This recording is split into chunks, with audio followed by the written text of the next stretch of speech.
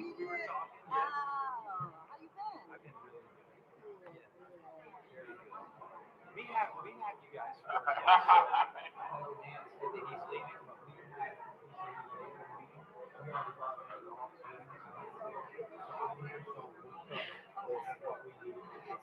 Let's go real quick. you know we're going to take it. Of course. Okay. Yeah. You too. I know. I know. Anything you need from us? So just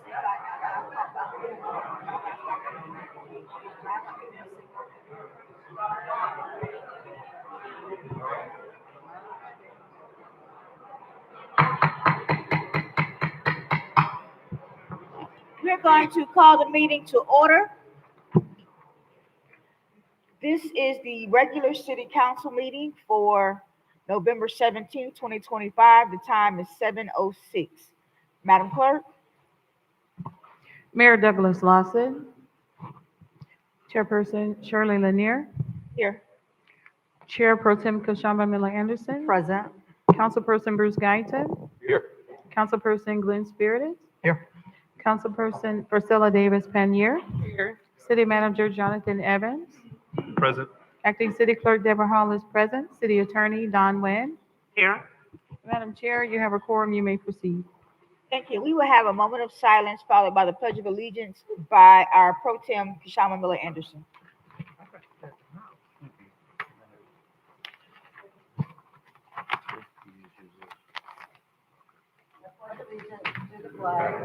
United States of America, and to the republic for which it stands, one nation, under God, indivisible, with liberty and justice for all.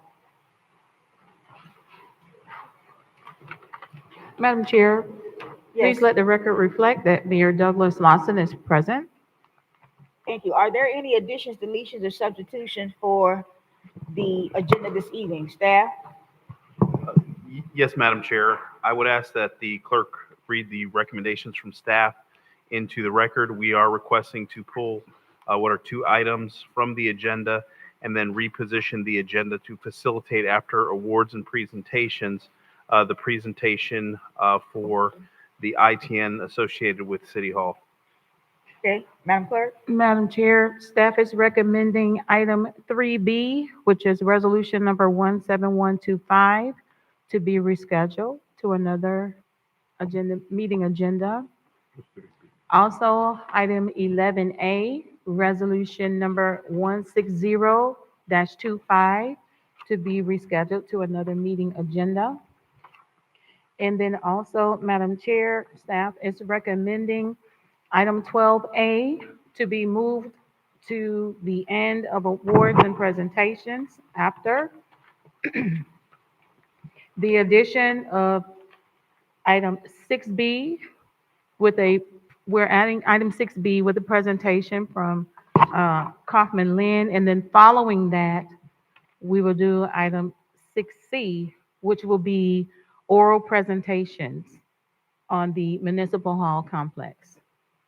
Thank you. So 6B is, 6B is Jeff with Kaufman Lynn to do a presentation.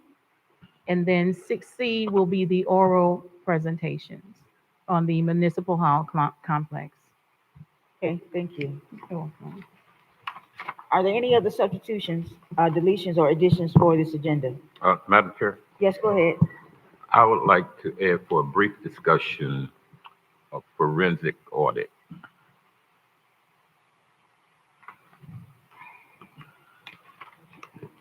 We can add No that. objection, Chair. Okay, we can add that to,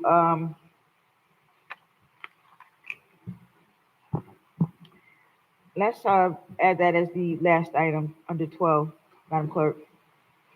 Yes, ma'am.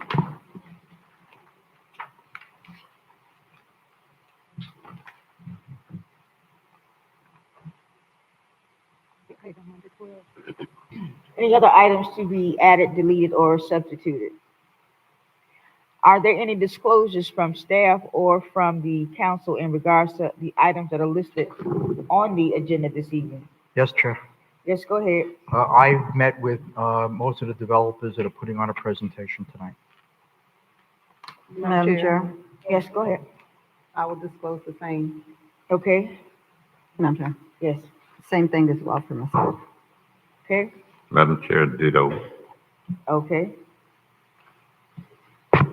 Our next item is the adoption of the agenda. Could I get a motion to approve the agenda with the changes? So moved. Second. Madam Clerk? Councilperson Davis Benier, Yes. Councilperson Guyton, Yes. Chair Pro Tem Miller Anderson, Yes. Councilperson Spiritus, Yes.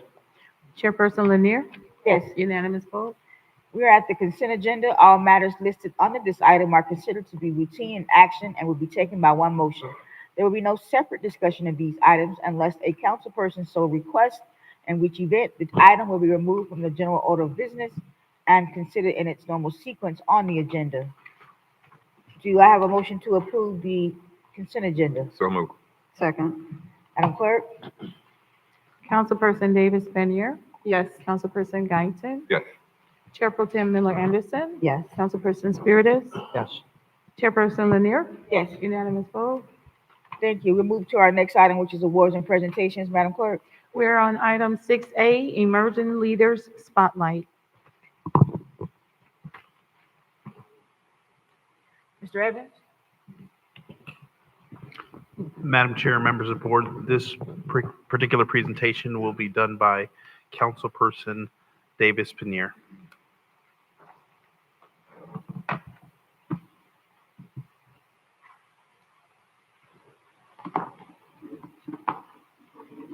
Good evening.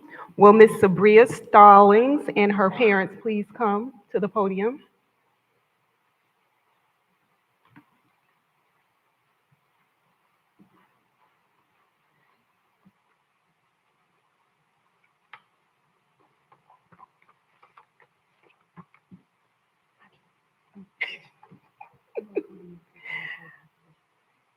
Tonight, I am honored to recognize our November emerging leader, a young woman who truly reflects the heart and promise of Riviera Beach. Her name is Miss Sabria Stallings.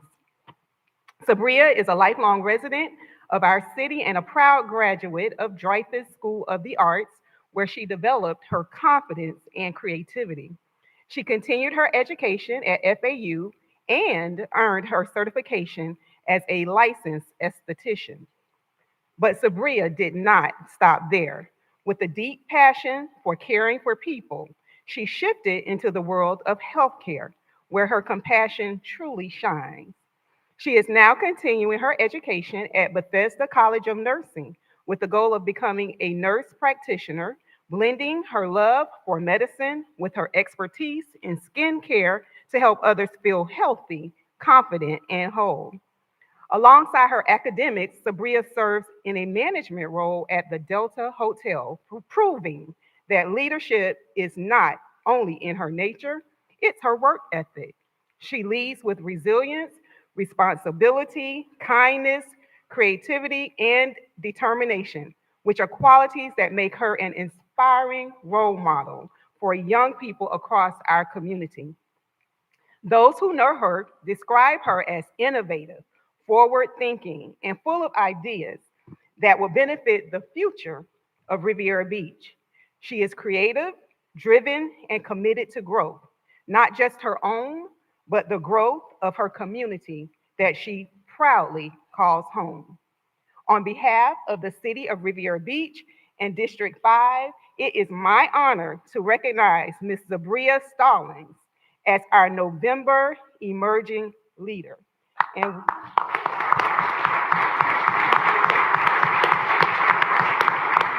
And we know, just like in District 5, that you will continue to stay people-focused, community-centered, and purpose-driven. Congratulations.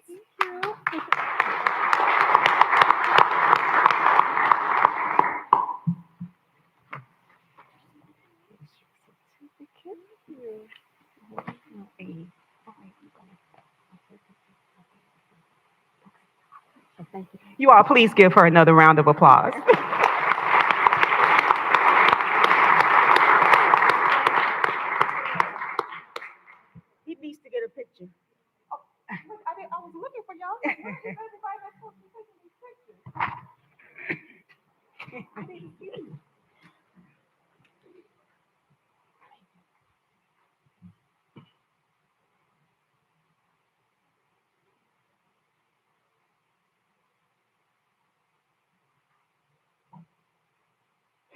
All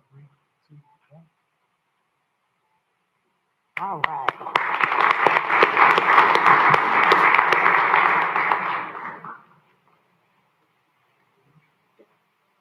Ms. Davis Pinnier, Councilperson Davis Pinnier. Madam Clerk? Madam Chair, the next presentation will come from Jeff with Kaufman Lynn.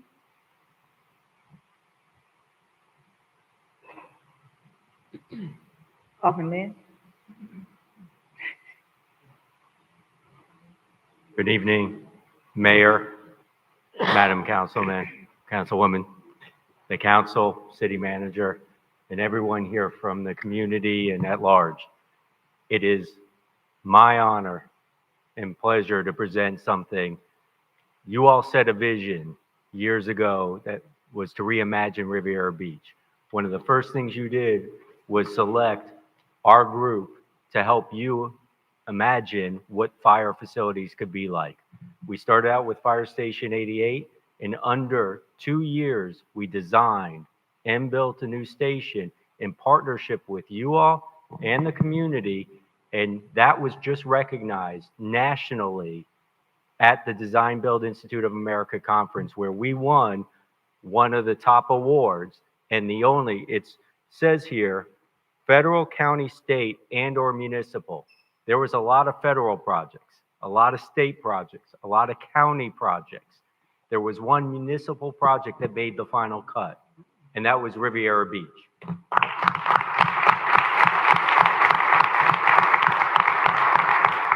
So we're here to give this to you, but we're actually very proud of this, but we're more proud of this one we're here to give you. When we were out there, out of all the projects, not just ones that were similar to ours, not just federal, state, county, or municipal, but every project, whether that be a $300 million or a $5 million project, you, Riviera Beach, was awarded the Trailblazer Award for the efforts that the whole team, all of us partnered together to provide for community involvement, small business involvement, and helping out the local and involving the local community within the process and within the results. This award, which trust me, y'all should try to lift it, it's very heavy. It's an honor because this is not because of what we all accomplished and with there. This is an honor and a reward, an award because of what the community was able to get involved and the community was able to help us achieve these great results. So it is on behalf of Kaufman Lynn, MCO, and all I'm honored to present the 2025 Design Build Trailblazer in Inclusive Growth Award. Inclusive and growth.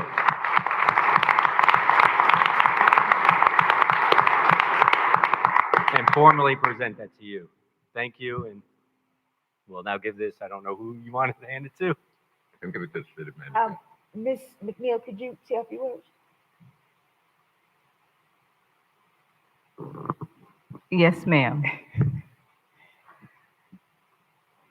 Well, I just want to on behalf of our team, because again, had the opportunity, and thank you, Mr. Manager, for allowing me, along with the council, to be a part of the reimagining what Riviera Beach can look like. And I think that we've already demonstrated that this is just the beginning collectively of what we can do. And not only, Jeff mentioned this national award, but last year we also won the State of Florida Award for both of these. And so when we went to Vegas, we didn't know who was going to win, but just so that we all know as a community, this is our commitment to continue to lift the brand of the city of Riviera Beach for the world to know. So we just want to thank all of you for allowing us to do this. Thank you.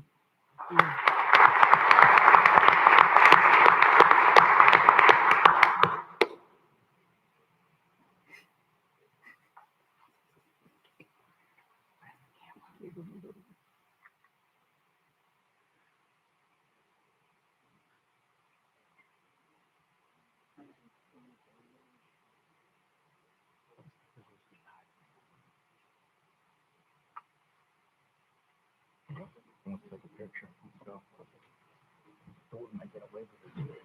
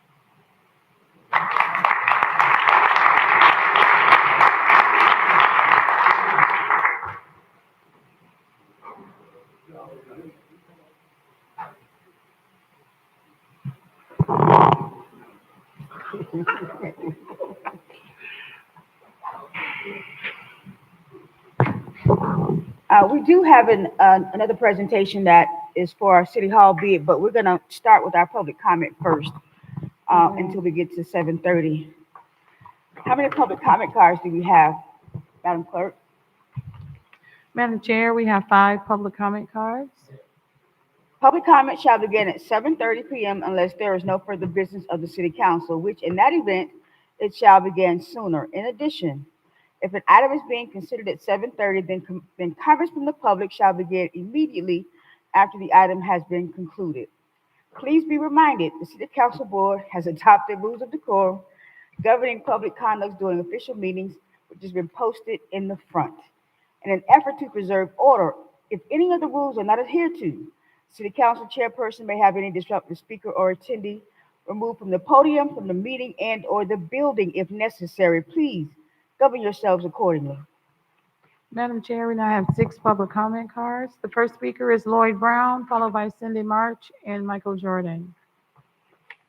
Lloyd Brown, Cindy March,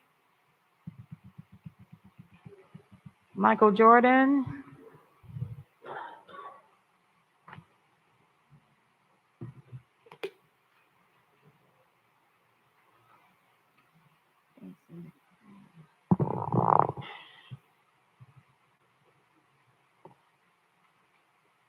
Good evening. I would like to say hello to the council.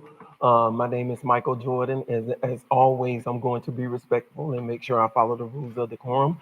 But I wasn't here last week, so I would like to comment on something that I saw on the TV that was very, very disheartening. And it was a sort of disrespect, because I feel like if a person is coming, and they're running for something, like to have a street or something named after them, I don't think my past should reflect on something that I have been found not guilty on. Okay, so if we're gonna have rules of decorum, if I have to respect you, I feel like we should respect everybody else. Okay, because the way that I feel that every saint has a past and every sinner has a future. I can't judge you all and you all can't judge me. Now, you don't have to vote for the person, but I don't think you have to dig in a person's past and bring it up to talk about something they did, and that's not why you're voting for them. You have the right to do whatever you want to do and say what you want to say, okay? And I respect that. And like I said, I love everybody up there, and I'm going to speak my piece, and I'm going to stand firm on what I'm saying. I'm going to always respect you all, but you all have to give the respect in return. And the reason why I said you all, because she says to address the council. And that's what I'm doing. And I always want to come up and say the same thing. It's been a long time. I still see Miss Deborah as the acting interim city clerk. I really don't understand what's going on with that. That's been a very, very long time. And like I said, we have to be fair. People come into the city to try to do certain things to move the city forward, but we can't move it forward if we digging in everybody else's past and we have a past. And I know sometimes, it doesn't matter to me if, certain people may not like what I'm saying, but we have to remember All of us got some stuff, okay, that we're not proud of what we have done, whether it be in business or whether it be personal. So the only thing that I ask is that we still work together and move the city forward, okay? Because some of these things that's going on and what we see on this TV, it spells corruption. I'm just telling you what it actually spells, and that's my point of view, okay? So like I said, I respect the council, I love you all, but we all as a team have to do better, including myself. I don't leave myself out when I say we. We all have to do better, okay? Because I think that was uncalled for. It looked very unprofessional on the TV, and this like the second or third time that this has happened, okay? So I think we need to kind of to get it together, okay? So like I said, you all have a great night. I respect you all, and that's all I have to say. The next speaker is Cindy March, followed by Erica Davis and Kendra Wester. Good evening, Council. Cindy March. I was looking at my social media page, and it kind of bothered me because when Lil Ray Ray and Lil Man, when they started in the park. They became pro ball players in the park. I was disturbed about let's make the park great again. And then I asked, where did that motto come from? Just like the motto of MAGA, let's make America great again. What's so great about making America great again when people can't even put food on their table because they don't know if they're going to receive their benefits? When we don't have health care, it's tripling. So we need to be mindful what words we choose. I have no problem with changes, but let's all be involved when you all make these changes. What could be put on a referendum for the residents can decide if that's what we want, not a certain organization. I'm not here to point fingers, but that make the park great again, it doesn't sit well with a whole lot of people and a whole lot of residents. You all gonna continue to sit up here and be dumbfounded of what's going on in our city. I'm not about black or white, I'm about what's right. But it's gonna come a time, and I don't care, I don't need no rebuttal, that whole council gonna look like people that don't look like me. You know what? Because we sick and tired, and we tired and sick, because we're doing it to our own. We're not gonna have anywhere to stay in Riviera Beach. And you all need to look at the bigger vision, the bigger picture. We're being pushed up at our own city, what we help build and grow. It's not about personal vendettas. It's about doing right for everybody and getting everybody involved. That's the only way we're going to move this city forward, and being transparent and honest with ourselves. Transparency wasn't here tonight because a lot of us didn't even know it was a meeting tonight. This is not the first time. The last meeting, a lot of us did not know. And I want to ask, is there any way? I love kids. Failure is not an option. I love to see growth with our young youth because they're going to be our future for tomorrow. But can we take these presentations and all these other presentations and set it aside for another day? That way we're not in a meeting doing presentations and photo ops. We appreciate our youth because we're going to need them in the future. But you all need to kind of rethink how you all doing all these presentations, and it's just too much. It's overwhelming to the people don't even want to come to the meeting, or they leave early because it's just too much presentations. Enough is enough already. The next speaker is Erica Davis, followed by Kendra Wester and Margaret Shepherd. Erica Davis, Riviera Beach. I want to say congratulations to Kaufman Lynn because you all did a fantastic job. And I just want to say, before we get into the presentations and the procurement decisions on projects, that you all be mindful how you all are voting on these procurements. You have to follow the process. We can't have any of this last minute changes when the administration do their work, their hard work. It takes time to go through those processes and all the voting and scoring and all of this other stuff. And it's not fair to them for you to second guess them. That's why they have the job.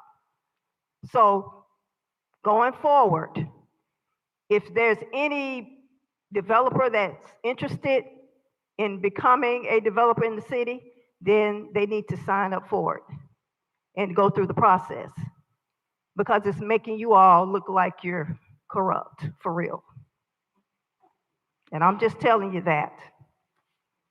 So what's good for the goose is good for the gander. So I hope we're not going to have these problems tonight like last week. If you pick the developer to buy the property, on that situation, you have a choice, because it's our property, to choose who you want to choose. But when you're doing a project, that's a whole different story. Follow the process, guys, because it's making you really look crazy. Thank you. Oh, and by the way, Mr. Evans, congratulations on the fire stations. You came here with a vision, and I appreciate your vision. And I know you go through a lot of things, but you had the vision to get all of these things started with the help of the administration and the board. So congratulations to you for having a vision about this city, and you are moving it forward with the rest of the board. Thank you. Madam Chair, the acceptance of general public comment cards is now closed. Next speaker is Kendra Wester, followed by Margaret Shepherd. Good evening, Mayor, City Manager, and Commissioners. I'm actually just doing a check-in and a celebration, in a sense, to share my appreciation again for the city and the community grants program that was offered. I had the privilege of utilizing my grant funds to support 12 Riviera Beach students in a Reading Warriors intervention program. Those 12 students are continuing to soar. However, that will end come December. So I want to urge our city for ensuring that we continue programs that will support our children. So I commend those who came up to the podium and spoke about the needs of our children. As we're listening tonight, I hope that we consider our children, who are our future, as it pertains to the choices we make and who has the ability to build our city.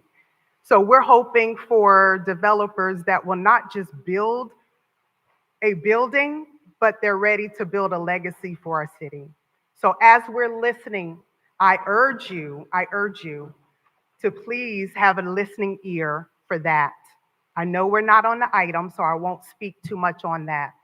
One other thing that I want to share with you about is, not only do I have an opportunity to lead our city as it pertains to education, I'm also working with a group called 4-H. Any of you heard of 4-H? I hope. 4-H has been around forever. We're always speaking about our students and how they need remediation.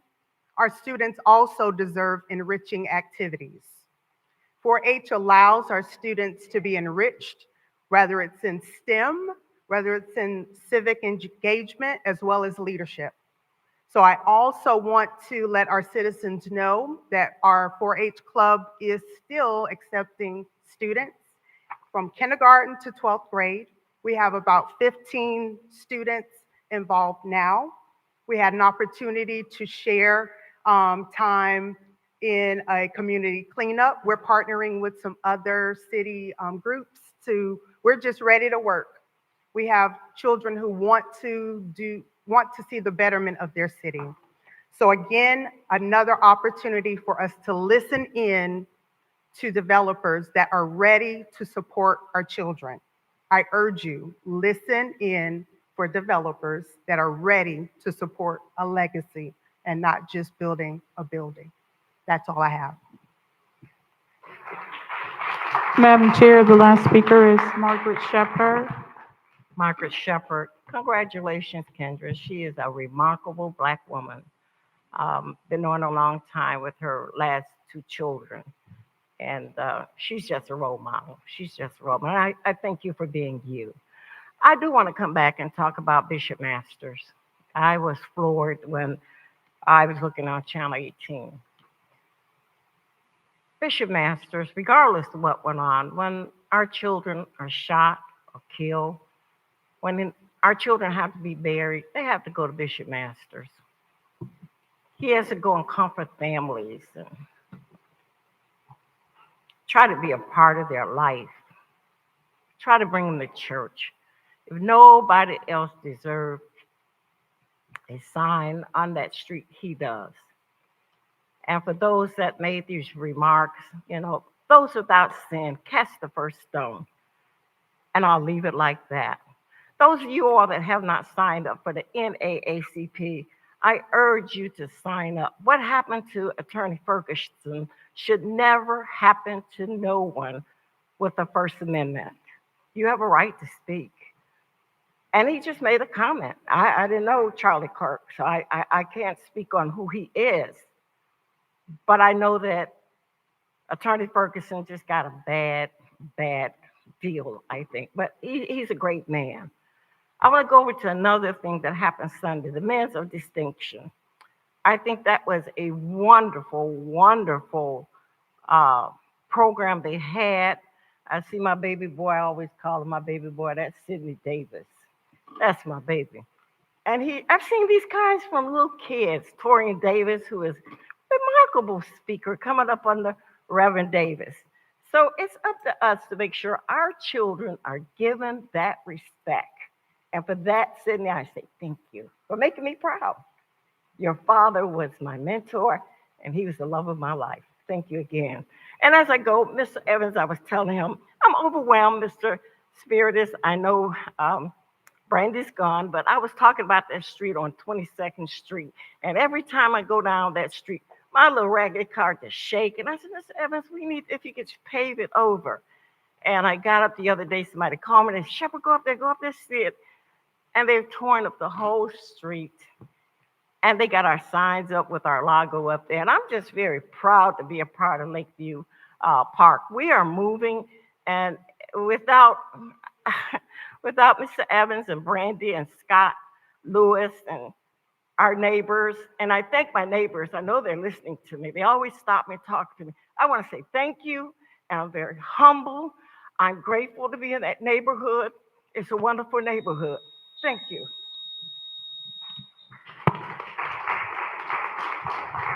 Madam Chair, that's the end of public comment. Let's move to our next item, please. Madam Chair, the next item is 6C, which was moved from 12A, oral presentations, ITN 1106-24-3 Municipal Hall Complex, redevelopment opportunity, presenters, Forest Development LLC, and Sonnenblick Riviera Beach LLC. Madam Chair, initially we had 2 public comment cards on this item before it was moved to awards and presentations. So I'm not sure if you still want to take the public comments on this item. Yes, we can. Okay. Mr. Evans. Madam Chair, members of the board, at this time, I'll ask for our procurement director, Director Ammons, to share with the board what's the steps with regards to the rules of engagements and how the presentations will be administered, and then effectively what we are asking for the board associated with this particular presentation. So Director Ammons, in coordination with Attorney Goldstein, will provide you with a recap and then get into specificities concerning the presentations.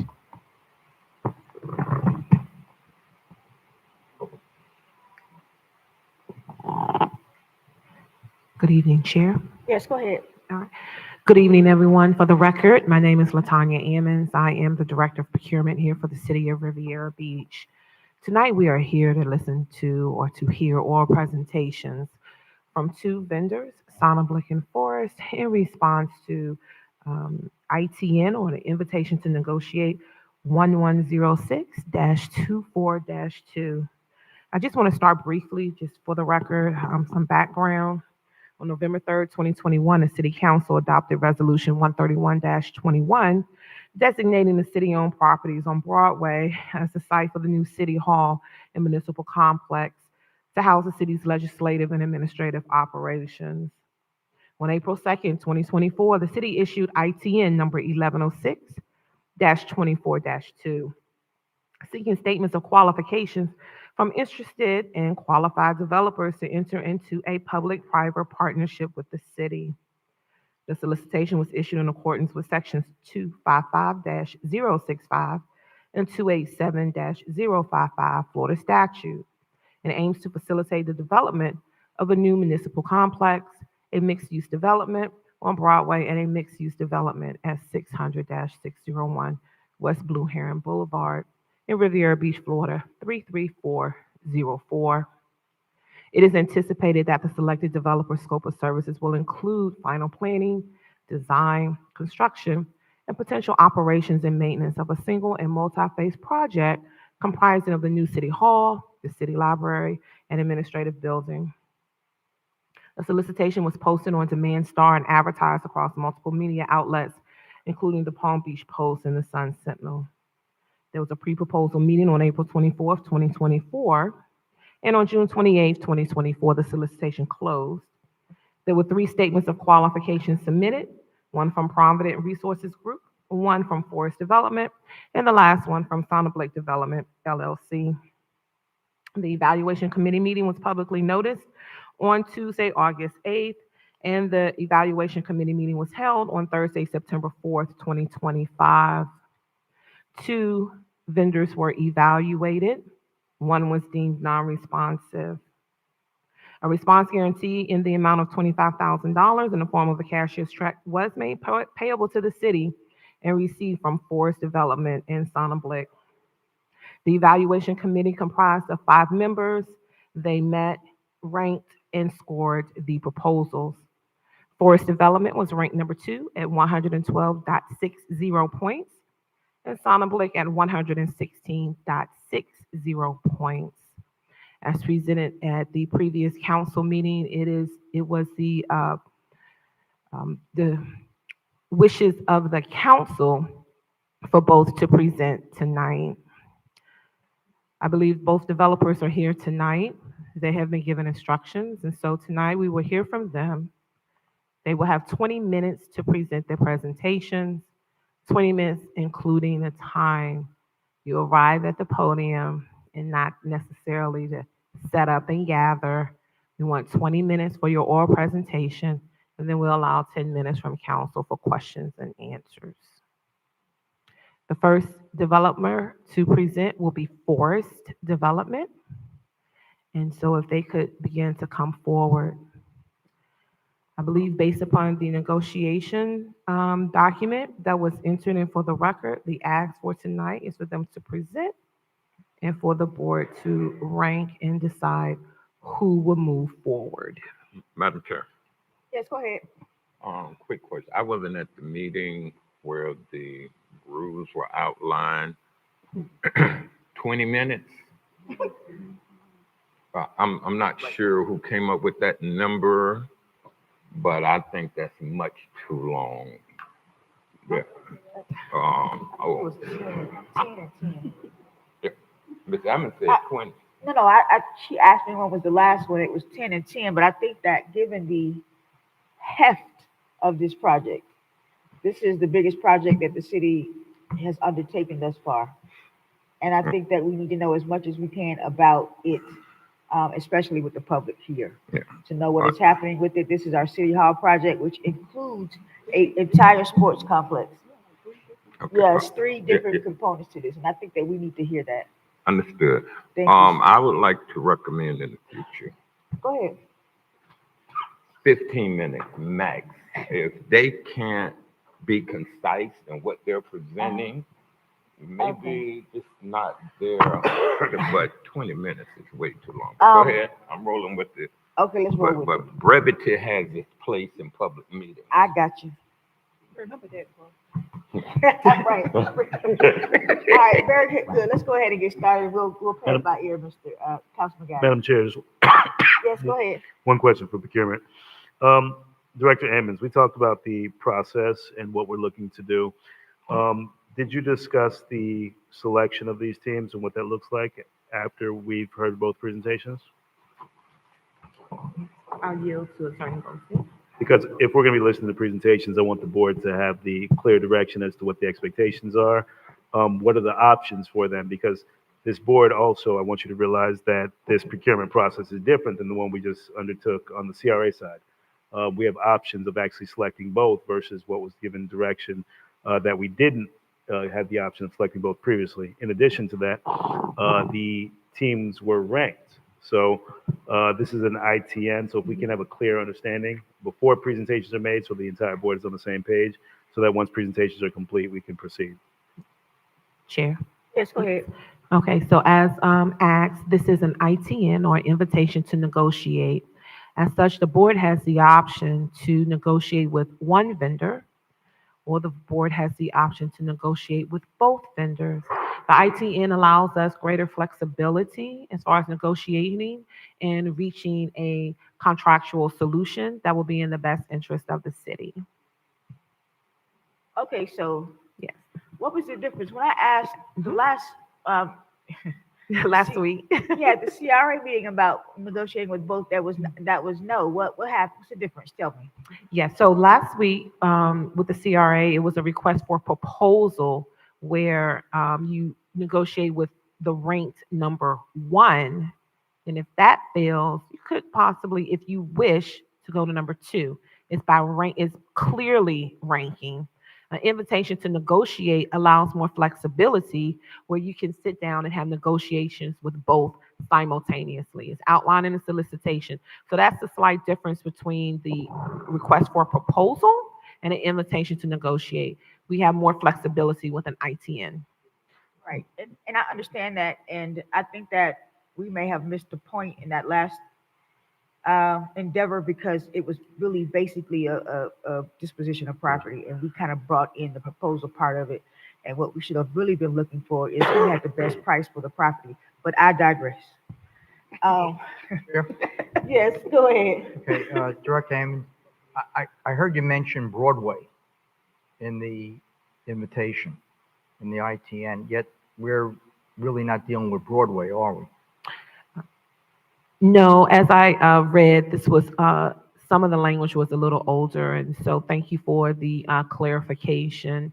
It is at Blue Herring, the 601 Blue Herring Complex. So thank you. But we, Chair? Yes, go ahead. But we have the right to change the location, correct? Based on, even though it was advertised one way, we can, because it's an ITN, we can change the location, correct, legally. I just want to make sure that everyone understands that. That is correct. It's an ITN, and we can change that. Right, thank you. Madam Chair, if I may, Yes, go ahead. just to provide some clarity with regards to the properties that are incorporated as part of this solicitation. It does incorporate what is the City Hall proper currently, as well as the property across the street referred to as Wells, and then the property that the city does own on Broadway between 22nd and 23rd that was contemplated for the location of what City Hall was going to be in our first early discussions. And then after conversations with the board, we said that that land was far too valuable to site a municipal facility.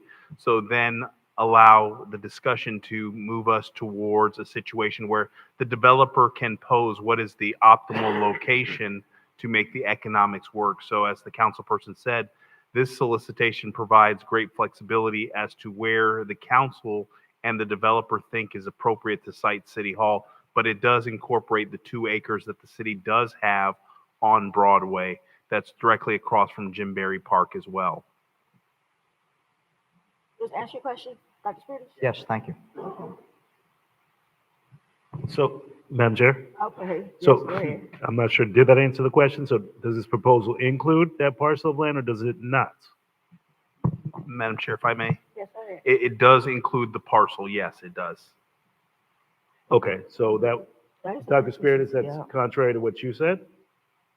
What I was referring to, Mayor, was that because it's an ITN, we have the ability to maneuver the properties because it's an ITN. If it would have been an RFP or a strict bid, we would not have been able to do that. Okay, thank you. So any property can be included or removed. So does it mean we can also remove the City Hall property as well? Madam Chair, and that's a question more so for Madam staff Chair, and procurement. if I may. Yes, The- yes, go ahead. The solicitation, you do have the flexibility of citing City Hall at an alternative location. That's authority that does reside with the board.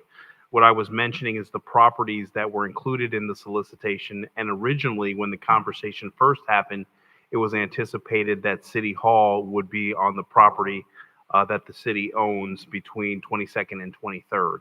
And so then in further discussions, we brought an item to the board to say we wanted to leave it open for the developer to propose what is the optimal solution that can make the economics work. Thank you, Madam Chair. Okay, thank you. So at this time, if Forest Development could begin the presentation if we're ready. Madam Clerk, are we good with our clock? Yes, ma'am. The Alright. clock is on the screen. It's on the screen up here to the right. Okay, Right-hand corner. thank you. Go ahead, sir. Procedural question before we start, please. Yes, At last week's meeting, and consistent with your policy, you asked the other presenters to voluntarily not listen to the presentation and the questions. Will you be doing that this time, or will you have a different process today? I'm sorry, say that again? At last week's meeting, you asked the other presenters, would they voluntarily excuse themselves so as not to have an unfair I see. advantage? Will you be doing Yes. that this week, or will we be doing something different this week? Boy, what do you think? Chair, I agree with Okay. the presenter. All right, so the members of the second team can go across the hall? It's voluntary, of course, I'm sure. Thank you for that. Voluntarily. Yes, across the hall. They are presenting and they don't want you to peek. Chair.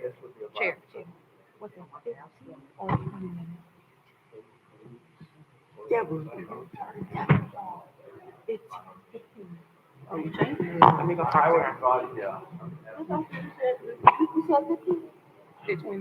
We didn't change it. We didn't change it? Oh, okay, so, I was the first. I mean, that's 20.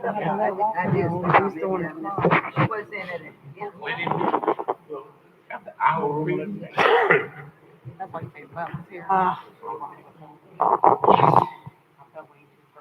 yeah, yeah. Okay. So what did we agree on? We agreed on 20? Okay, all right. Yeah, it's 20, Miss Madam Clerk.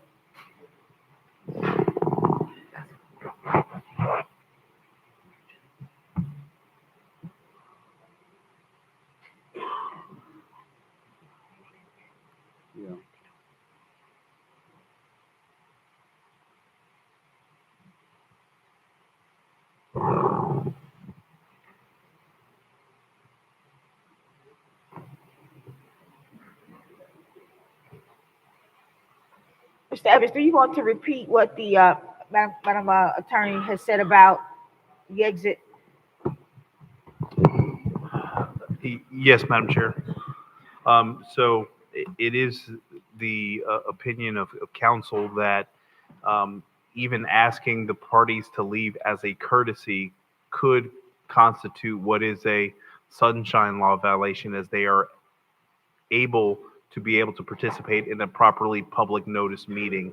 And so the act is certainly voluntary and it is courtesy, but there still is some concerns or some potential legal exposure that in the event that a team does not find themselves on the prevailing side associated with the solicitation, that it could lend itself to what could be a legal challenge. So what, we're gonna reiterate that it's voluntary? Excuse me, Madam To Chair. reiterate that it's voluntary. I believe that's what the city attorney may be doing, Madam Chair. Okay, so it's up to the team if they want to leave or not. All right, excellent. Let's get this show on the road.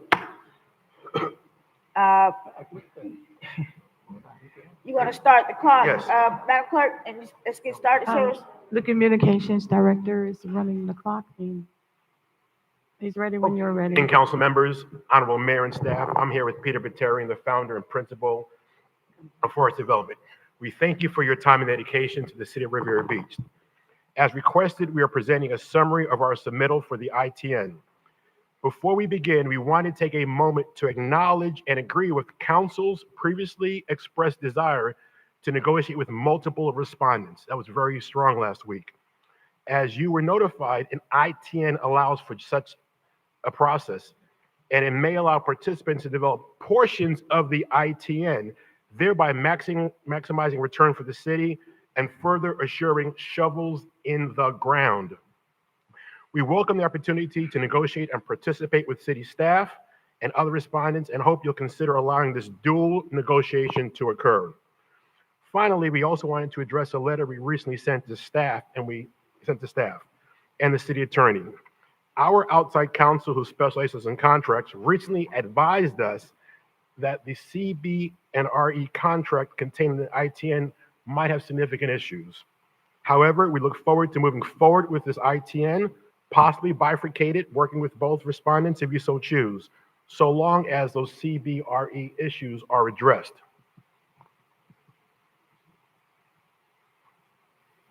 Okay, can anybody help me here real quickly? Okay, there we go. We're excited to help reimagine Riviera Beach. No. Okay. Wow. Please. Forest Development is a forward-thinking real estate development firm with over 30 years experience, dedicated to creating sustainable and innovative projects in the U.S. and Europe. With a commitment to excellence, our diversified investment strategy includes adding value through strategic partnerships. That's key. Strategic partnerships and opportunities with mixed use, multifamily, luxury condominiums, hotels, retail, restaurant, and marinas. This company is committed to providing outstanding service and quality for investors, residents, and tenants of Riviera Beach. Next page, our development team. Perfect. Forest founder Peter Batarian, Justin Morrow, and Sam collectively boast decades of unparalleled success in the realm of development. Their collaborative efforts have culminated in the successful development, entitlement, and orchestration of numerous multi-million-dollar mixed-use projects actually built. Our team, this is key, our team is dedicated to partnering with and providing value to the communities, Riviera Beach, in which we invest. Although we may not have a cast of companies behind us today, we absolutely promise to exceed your expectations with regard to community involvement. Should we be awarded this project or a portion of it, do not be surprised when you see familiar faces working and thriving on forest projects. Now, relevant projects. Thank you, Peter. Nautilus 220, closings have started and the certificate of occupancy will be given to us this month of November. We have a budget there of $367 million. That's not correct. We're at $525 million right now. Sellout, and we're sold out. That's a mixed-use project. We have close to 36,000 square feet of commercial, almost 800,000 residential, and we have parking and utilities. A little lower. This project consists of 330 2- and 3-bedroom condos and 2 24-story buildings. This project was financed, next page, with $30 million of partner equity, $269 million construction loan, and $68 million of deposits. Now, what are our team? Thank you, perfect. You know about Nautilus, Oculina. We are so excited about Oculina. We have $14 million of partner equity in that cash. There are no mortgages at all. The sales center will be open within 90 days. We have 2 projects in Lake Park we're working on. And look at Cape Coral, a little lower here. We're building on 7 islands, mixed use, similar to this, condominiums, apartments, hotel, fish houses, lagoon resort, community center. $800 million project significantly underway. Then we have the 302 Lake Park project. Now, our financial capacity. The city hired PFM Financial Advisors. Bottom line, they went over our numbers. They met with Dun & Bradstreet. They said that we had strong financials, that our history suggests that we can build this and move forward. So thank you for that, City of Riviera Beach. Our team, further lower down. The architects that we're using are Dwell Architects.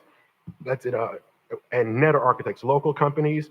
We know Waltman WGI, yours truly, is doing legal work for the team. Sophia Nelson, a person we all know very well, we should know very well, she'll be doing community outreach. We've used her before. We have Browning Electric. We all know Browning Electric, Keena and Vincent Brown. Now, I'm going to speak about one-stop housing in a moment. Maurice Campbell. He's probably the largest workforce housing developer, and happens to be an African American here in Florida. Phenomenal partner. We mentioned earlier that we partner with groups. We don't do this ourselves. We find the best in class and we work with them. The economic impact. Trying to go faster. I know we want to keep this under 20 minutes. We view this at a minimum, a $635 million project. Close to 3,000 jobs will be involved. The team, next page, yours truly. Next page. Maurice Campbell he has a signature background in affordable housing, possibly the largest in Florida. We'll speak later about the Heroes hometown, and that's where we envision having workforce housing for sale units, 1, 2, and 3 bedroom. And he has significant success in developing those workforce housing projects. We have Browning Electric, the next page. We know Vincent and Keena Brown, they're at most of your meetings. They've been with us for a while. We know and love Sophia Brown. She'll be our community outreach person. And community outreach, next page, is significant. Wow. We're going to have significant community engagement. We'll have a series of public meetings where we will share detailed plans, visual renderings, opportunities. Number 2, we'll conduct targeted surveys of the citizens to gather valuable data from residents in the surrounding areas. We are committed to fostering strong relationships with the local businesses. Once again, we may not have a cast behind us, but they'll be with us and they'll be put to work. Our promise, we pledge to maintain transparent communication and ongoing dialogue with the community and this council. There will not be a week that you do not hear from us or you do not see. How our method, a little lower, how will we do this? We're gonna have a project website, dedicated project emails, dedicated project telephone line, community mailers giving updates. There'll be signage, there'll be fence wraps. This community will know what's happening at all times and how to get engaged without fail. Our commitment to local, is that me or you? It's doing itself. Commitment to local, small, and minority enterprise. Thank you for that. We understand Riviera Beach Mayor and Council, and we know how committed you are to these significant desires. We will speak with them to understand how they can work with us, and we look forward to helping them grow. There'll be early and ongoing collaboration. There'll be a comprehensive hiring and procurement plan. We will develop a detailed plan to source and prepare a qualified pool, and that's important, of local subcontractors, suppliers, and workers. There'll be outreach and awareness. There'll be mentorship and support. That mentorship is critical here. Resource allocations. We will ensure that local businesses have access to the available resources they need to participate in this project successfully. We spoke about stakeholder engagement, transparent communications, and this is important. Evaluation, a little higher, evaluation and continuous improvement. There'll be rigorous monitoring and evaluation framework that you will be involved in to assess the effectiveness of our community engagement efforts. There'll be performance metrics, clear metrics to measure the success, such as the number of hires, participation rate of local subs, and community satisfaction levels. There'll be regular reviews and audits to identify areas for improvement and make necessary judgments. By integrating these comprehensive strategies, we are committed to ensuring that the development project not only meets the needs of Riviera Beach, but also leaves a lasting positive impact on the community. Let's talk about the plan. This is truly exciting. We broke this down into 4 pages, mayor and commission and audience. Phase 1A and 1B, that's the current City Hall site. We will prioritize the city's needs, and we will phase the development in a manner that aligns with your public interest. If, when it comes time to demolish the current City Hall, they will either, those workers, those critical office workers of the city, will either be moved into a new building on that site or possibly to the Broadway site. We're going to have close to 30,000 square feet of commercial, which includes office space on the Broadway site. It's not just residential, it's mixed use. It's restaurant, retail, office. So if the City Hall employees need to be housed, they can go into phase 1A or B on Broadway, or we will build a building on portions of phase 1A and 1B. Phase 2, very exciting. Phase 2A and 2B. Why do we say A and B? They can be done at the same time, or we do the north side or the south side of phase 2 first. This is a mixed use, multifamily development. This will be a food, family, and entertainment hub. This would require us to relocate the athletic center currently and move it. After careful review, we think the Dan Calloway site makes sense. So we would combine the athletic facilities over at Dan Calloway. And what does it do for you? It gives you, and you're going to see this, a phenomenal development of residential, food, family. It'll be better than City Place right there on the south side of Broadway. We don't think you need to have 2 or 3 or 4 different athletic facilities. We can maximize everything over at Dan Calloway. Phase 3, workforce housing. That's the orange area in the top. That's the current school board site. That is our Hometown Hero site. Those will be for sale workforce housing residential units right there. Those we will support our educators, the first responders, healthcare workers, marine and tourism workers. For sale 1, 2, and 3 bedroom workforce housing in phase 3. And a little bonus, the bottom right, that's the phase 4. We're looking at, once again, combining recreation facilities over on the Dan Calloway site, and I'll go over that quickly. Now, a little more detail into phase 1AB. Once again, that would be a mixed use, relatively high-rise building. I have 8 minutes left, right? That's mixed use. We will foster a sense of community. Broadway, the entire city is important to us. But right now, we have a particular love for Broadway. You know that Broadway is so critical to making sure that that corridor is walkable, is alive, and vibrant. We want you to stroll along tree-lined avenues, savoring the aromas coming from the diverse eateries. We want you to engage in the public art that sparks conversation and fuels creativity.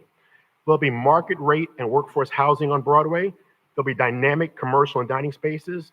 There'll be public parking, green space and amenities, local art and culture. Now, City Hall. We envision a 7-story mixed-use complex for City Hall. This is the new revitalized government center. It's a dynamic destination where the convenience and community converge. We envision a transformed library space, interactive information kiosks. There'll be public parking, green space and amenities, and community meeting rooms at this new 7-story mixed-use governmental complex that will not close at 4 or 5 o'clock. We envision this being a vibrant destination that stays alive after 5 p.m. Wow. This is phase 2. This is where Wells is now, the south side of Blue Heron. Now, we're not the tall buildings in the back. That's just there for coloring. But the buildings in the front and on the right side. We envision a 7-story maximum low-rise buildings, high-tech virtual office space. There'll be multifamily there, food, family entertainment hub, basically better than City Place right here. So you can live, work, and play without getting in a car right there on the south side of Blue Heron. All right, next page, please. Now, along in that area, we'll have mixed-use housing, market and workforce units, and these are for rent. So on the north side, we had Hometown Heroes. We had for sale units. On the south side, with this better than City Place, we envision 4 rent units. Along the railroad, we're planning to have a separation wall. We'll have an outdoor water feature, and all of this was submitted. You have all of this in our submittal packet, but this is a much abbreviated version. Look at this, Hometown Heroes. This is the most exciting. This gets me excited. This is where our first responders, our educators, our medical professionals will live, work, and play. And it is on the north side of Blue Heron, just north of City Hall. 1, 2, and 3 bedroom townhomes, ownership. A community pool, a community room with state-of-the-art wellness and entertainment amenities. And this is the extra. This is the phase 4, maybe a reimagined Parks and Rec haven. Over the Dan Calloway site, there'll be a comprehensive community-centric athletic complex. We're looking at having programs and classes there, multi-floor gymnasium, possibly a splash pad, miniature golf, interior gaming, basketball court. Truly a phenomenal location that we can maximize at Callaway, which allows us to do significant development on the Wells Recreation site. Well, I think I'm going to make one commissioner very happy because I'm going to wrap up early. Once again, thank you for this opportunity. As we wrap up, I wanted to thank you and reiterate our thoughts of bifurcating or selecting more than one developer to negotiate is a win-win-win. One entity might have strengths in the current area, the other somewhere else right now. It allows you to maximize and make sure you get shovels in the ground and not have delay. So we thank you for this opportunity. We're here to answer any questions you may have. Peter, did I miss anything that you want to? No, I think you covered it. All right, thank you. Thank you. Chair? Yes, go ahead. Okay, Mr. Richards? Hold on one second. Is that it for you? Okay. All right, go ahead. Okay, Mr. Richards, can Oh, you? let's start the time for us for the questions. Yeah. Ready? Okay, can you tell me what the total cost of this development is? Well, we said the total hard cost of land, we're looking at $450 million. Soft cost of finance, 185.5, for a total of close to $650 million. I will tell you though, that we've looked at numbers recently. This was submitted and we can't deviate from our submittal, but the numbers have gone up since then. Okay, so you're probably talking about close to $1 billion development. That's correct. So I assume you're going to do this in phases? 100%. I do have slides for that, which I didn't hit because of time. But yes, this will be a phase, and that's why we have phase 1A, 1B, 2A, 2B, 3A, and 3B, and then 4. All this will be done in phases. But phase one would most likely be City Hall and Broadway. And that's what I was getting at. I wanted to make sure City Hall was in the front end. In the not first back end. phase, number 1. Okay, thank you. And the ability to locate the workers are also in phase 1. Thank you. Madam Chair. Yes, go ahead. And I know we're just entering into negotiations, or we're doing this to select someone to negotiate with. On the areas where there is no public building, are you all buying that property from us?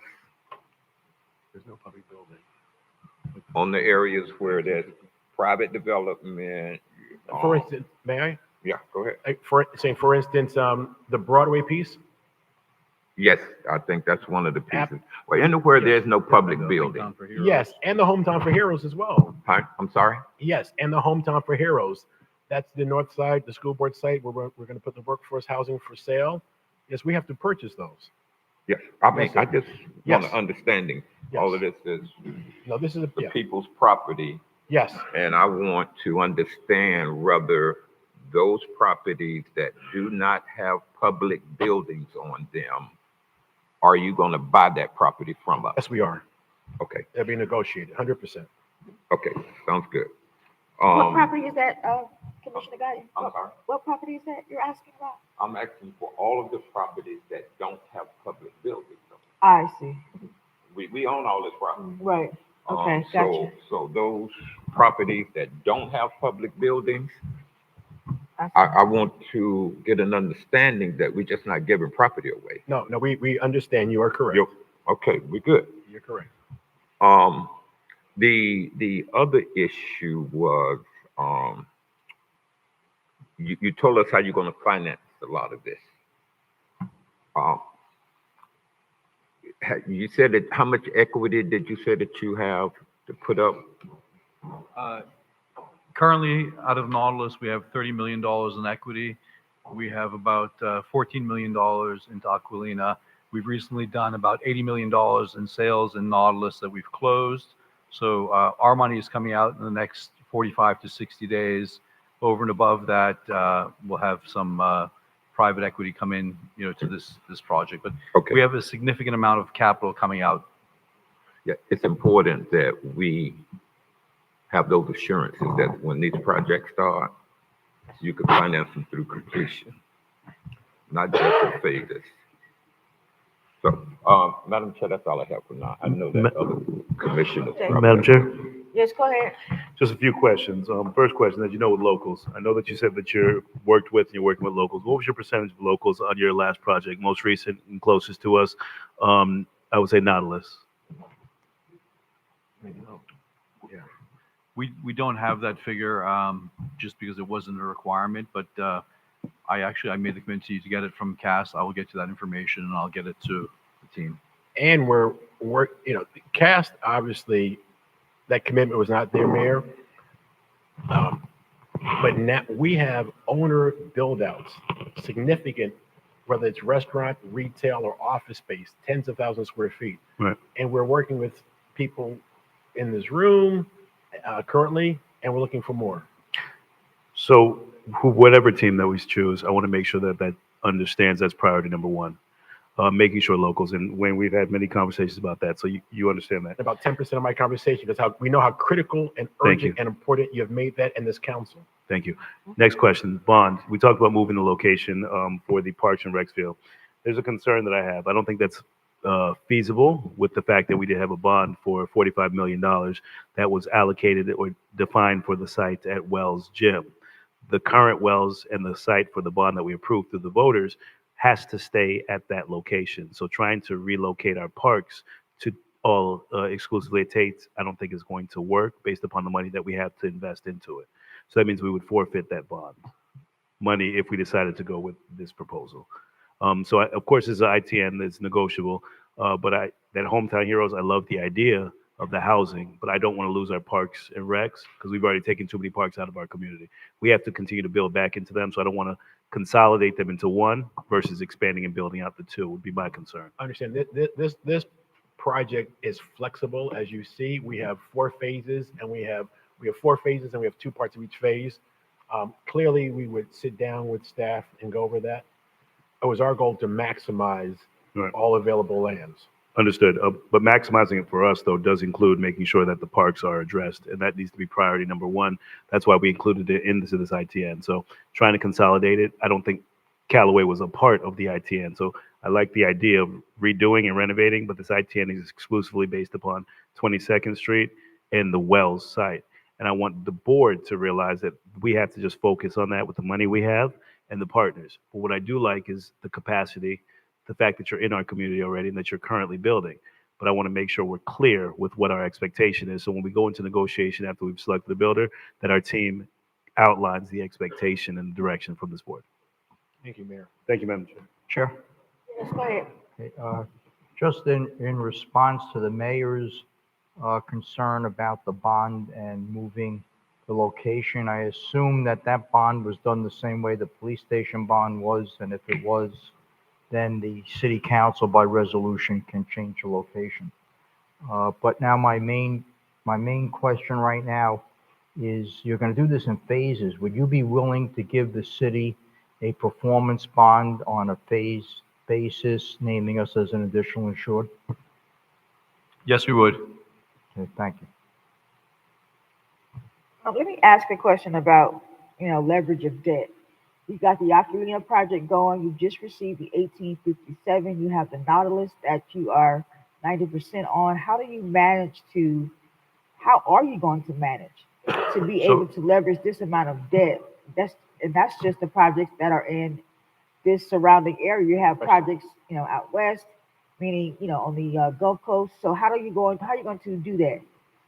So our team is expanding, but over and above that, in all of our projects, we take on partners who are specific to what we're building, whether it's a hotel, a marina, a boat storage, and we remain the point person. We oversee the whole process, but we work with a team of professionals, experts, and that's how we're able to, get these projects done. Okay, so you're telling me that this is in phases. What are we looking at in terms from start to finish in terms of the timeline? How long will the entire project run? I think. And I know this is a lot, but I still need to have an Yeah. idea. Is it 2 years, 5 years, 10 It's years? It's about 5 to 7, but this is something that, we have to work through together. 5 to 7 years. Yep. And that's for all phases. Correct. And there could be some overlap if we need to accelerate it. And you did say the City Hall project will be first. What does that timeline look like? That is start right away as soon as we have the permit. That's between 24 and 30 months.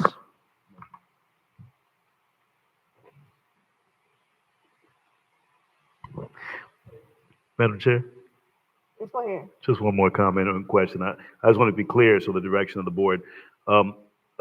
Dr. Spiritus, I think that we have a legal opinion. We can't actually move that bond by resolution, so we have to keep it within what we voted on based upon a legal opinion that we received to council. And Attorney Nguyen or Mr. Evans, if you guys could kind of clearly articulate that, so when the board makes a decision, that's based upon the information that we have.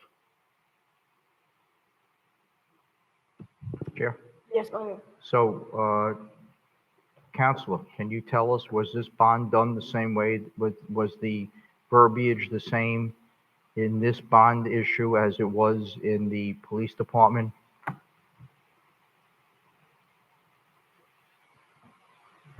Who's that question to? To our legal counsel. Okay. I don't have that opinion. I haven't seen it. Is there a bond counsel here? Madam No. Chair, if I may, Yes, go ahead. they literally left when the other item was on the agenda. You could, But while they're reviewing, Madam Chair, if you want to Right. continue with questions so that we can get through this and then we can address this bond concern. Okay. We have about a minute or so. Any other questions for forest development for this project?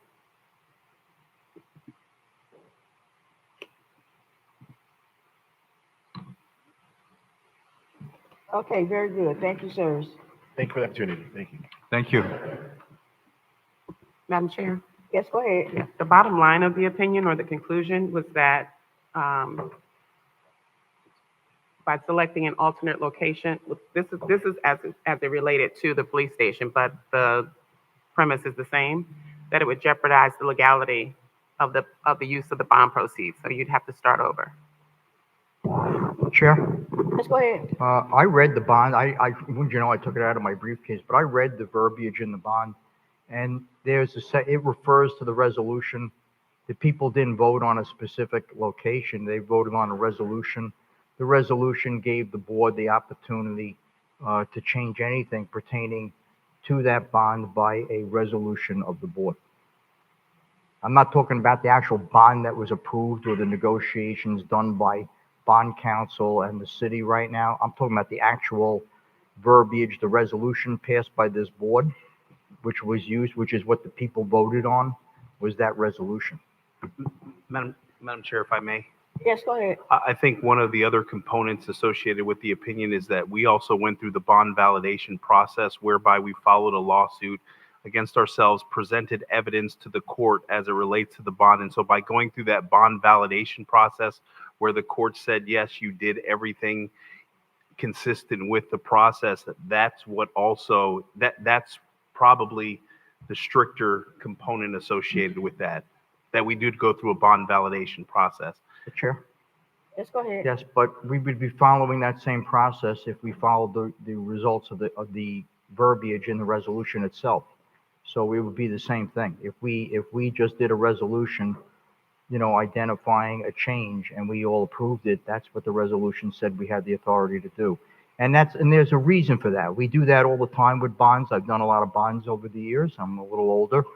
And when we do bonds, for example, when you do a bond on a piece of property, you don't know whether or not you're going to find, environmental hazards on the property. You don't know what's going to happen. Anything can happen that could make you have to move it, and you don't want to have to do a new resolution, a referendum with the people.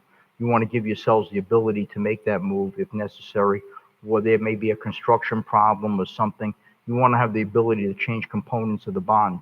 So you give yourself that ability in the resolution, which we did, by the way. We did it properly.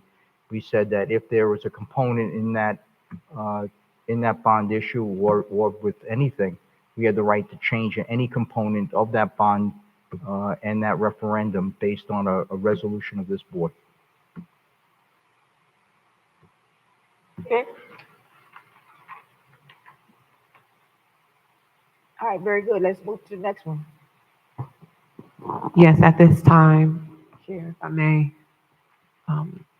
call up Sana Blick to present. All right, introduce yourselves and you can get started. I have one quick question before we start, Sure. if we can. My name is Robert Sonnenblick, Chairman of Sonnenblick Development. We have available, I don't know what your procedure, what you would like, but we have available of what's coming up here if you're Give it to interested the or, clerk, she'll give it to us. okay, Jonathan, I'm The not clerk. sure.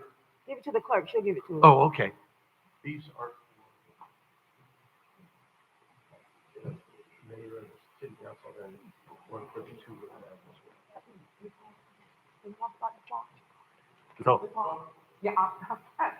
Ms. Hall. Ms. Hall. The clock. Our communications director is running the clock whenever they're ready. All right, so you want to start? Are you guys ready? Okay, you are ready. All right, let's go. Thank you for the opportunity to talk to you. My name is Robert Sonnenblick. Our team is Sonnenblick Development with Leo Daly Architects and Kaufman Lynn Construction and MCO Construction, Sports Facilities Corporation, Greg Cardona Residential, and RDG Residential. Very quick background on us. We are a 132-year-old real estate development company. We've opened offices here in Jupiter, just north of us. And our main business is very different than our friends at Forest Development. Forest has done a lovely job building the Nautilus 220 project that we all know north of us. We are not residential condominium developers. We don't build $4 million condominium projects. Okay, what we do build are government tenanted buildings.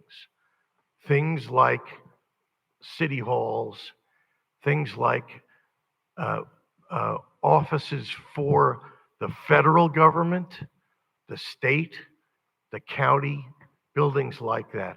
We have a project here in phase one we're showing you right now that is a city office for a city hall, a library, administrative offices, etc. That governmental building is our specialty. And I'm going to jump around for 1 second and just show you something. These are some of the buildings, governmental tenanted office buildings that we built and we still own today. Approximately 1 million square feet of government tenanted buildings, similar to your City Hall complex. The one on the right, we were chosen in an RFP to be the Los Angeles headquarters for the Department of Homeland Security. They give us what they wanted and we build it and lease it to them. The building on the left, as you see, is Los Angeles County. Department of Social Services. There is another one on the left, Department of Social Services. The one on the right there is the Department of Children and Family Services. And if I leave you with one concept, it's that governmental entities choose us through a very rigorous RFP and vetting process to build them governmental office buildings. We are not here to talk to you about $4 million condominium projects. That is condominium sales in a project. That is not what we do. We did something else very important when we talked to you about this project, and we've been working on this for about 1.5 years now. I'm gonna just go down. This is a list of governmental agencies that have done RFPs that we have responded to, similar to this ITN, who have chosen us to build them their facilities. This is what we do. These 16 departments have all chosen us, and we are their current landlord and developer of these buildings. So I really want to stress the differences between us and our friends who we are competing with on this project. We also develop hotel projects, and we can talk about that for further things you have later on in this town. I'm going the wrong way here. Okay. The other thing that was asked about before was our ability to fund projects. This is among the $2 billion of commercial projects that we have funded. This is not proposed. These are existing buildings that we have funded. I want to just go back to one other thing, and then we're going to introduce the rest of our team. This gives you an idea of the project itself. Glenn, you mentioned before about bonding. One of the things that we do on all of our projects is a 100% bond, which guarantees delivery date and price of construction before we start. And we make the city a beneficiary of that bond. It's a bond from a $6 billion insurance company who is rated AAA by Standard & Poor's and Wall Street. And what that does is make sure that you get a building on time and on budget. And our proposal to you on this project does exactly that. Two more very quick comments. Two more very quick comments. We have chosen a partner on this deal, actually two partners. Sports Facilities, Inc. is the best group in the state of Florida, maybe the country, to do our sports component. We are partnered with them, and you're going to be seeing information on them. And equally important, our venture with Kaufman Lynn and MCO, you all saw half an hour ago their commitment to local hiring and community hiring as well, and SBE. And maybe now we'll Irina, if you want, oops, we're going to go the other way, and I'm going to hand this over from our architects. There you go. Thank you, Bob. Good evening, commissioners. Thank you for the opportunity to be with you. I am Irina Savakova, Global Design Principal for Leeway Daily. And a very brief overview to what we do. We're an engineering and architectural integrated practice. We do both interiors, master planning, you name it. Most important of all is we specialized in all these different typologies. We revitalize places. We create places and memories, and placemaking is truly our strong suit. So think of us as the 110-year-old startup. We have been in Florida alone for over 60 years. For us, you the decision makers, the community, all of you, you're part of our process, and we look forward to be working with you every step along the way. Few projects in South Florida alone, otherwise I'll run out of time. These two projects, the Rosemary Tower just won AA Design, Architecture Design Award a few days ago. And one project that is really dear to my heart, this will be currently under construction, the new Gateway Workforce Housing in Wynwood, north of downtown Miami, where culture and art and every aspect of what workforce housing will be, so everybody belongs, is really happening and it's in place. So from day one, our process is collaboration and engagement. So when you see all of us around the table, it is just the beginning of a thought process. What I heard really touched my heart.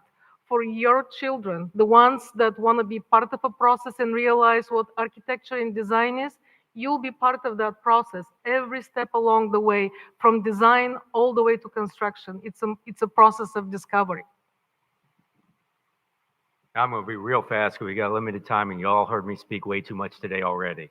But Kaufman Lynn, you know what we've done for you. We've done it for other people as well, and what you're looking to do here. City of Coral Springs City Hall, all South Florida projects. Town of Jupiter, we did their municipal complex and their town center City Hall. We're doing Davies Town Hall right now. All unique projects, unique to the community. Cutler Bay, we're doing their mixed use City Hall, police headquarters and park. We're doing all that currently. The multifamily or mixed use, whether it's hotel like Aloft or redoing the downtown Plantation Walk in Plantation, Florida, we're the ones that built that mixed use. Parks, we talked a lot about the community and parks. We've done it from Blueston Park, Miramar Regional Park, Sports Park like in Boca, Doral Central Park. I'm going to let this go about 30 seconds so you get an idea. This is probably the largest park to have just opened up in South Florida to 104. You see the track in there. It's got a gymnasium. It's got an aquatic center, both for kids and for competition. This is the kids side, the other competition. It's got sports field. It's got the amphitheater. It's got a kayak launch. It's got a boardwalk. It's got environmental center, and it's got all the components. So I'm not going to let this play. You could just Google Doral. We only got 9 minutes left, and we got community focus. We're going to go, because this is what it's about. This is what we achieved on 88. These are not, hey, we're going to tell you what we think we can do here. This is what we did. And actually on 87, that first number at 37% is well over 50 to about 60%. So we're not only, we learned on one, and we're getting better as we keep working with you and get to know, because it is, as I started earlier, about the community. And with that, my partner is about the community. Good afternoon again. Good evening. I just want to say something that's very different here for me. My name is Ann McNeil, and I am Riviera Beach, born and raised here. First Black female contractor in the state of Florida, operating at the level that we do. This is my home, and these numbers are not even comparable to what we can do for the city. Next slide, please. This is one photo of the presentation we made earlier. Next slide, please. What makes us very different is that we don't just build buildings, and somebody said it earlier. We build people that build businesses, that build communities. That's what we do very differently. And as a part of this team,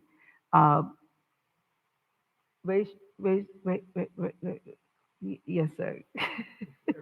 Mr. Randolph and myself and Kaufman Lynn and this entire team has committed to the city to do everything that we can, the next slide please, to demonstrate what teamwork does, which makes the dream work when it comes to envisioning what the city can be. And I'm going to stop there so we can continue this presentation. But this is just another photo of what we're doing and giving back with our backpack program. Thank you.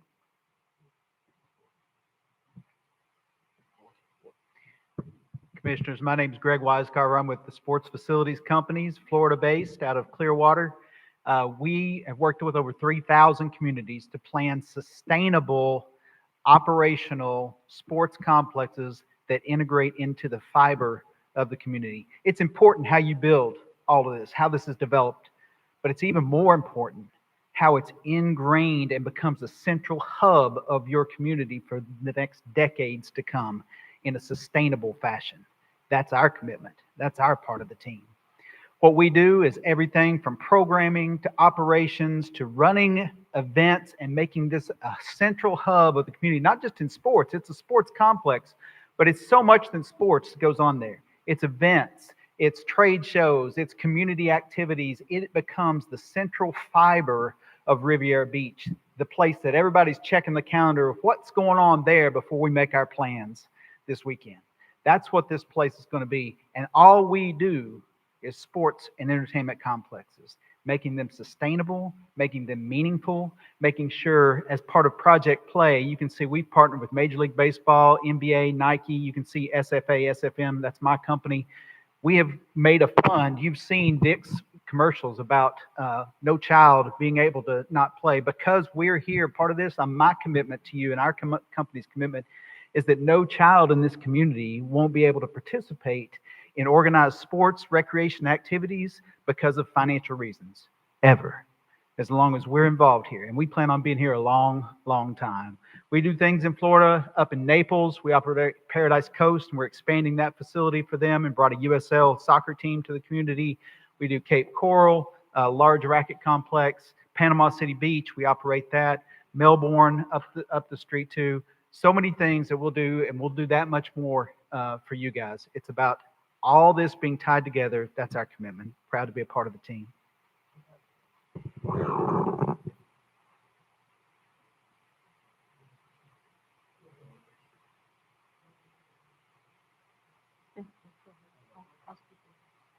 Good evening, Commissioners and residents of Riviera Beach.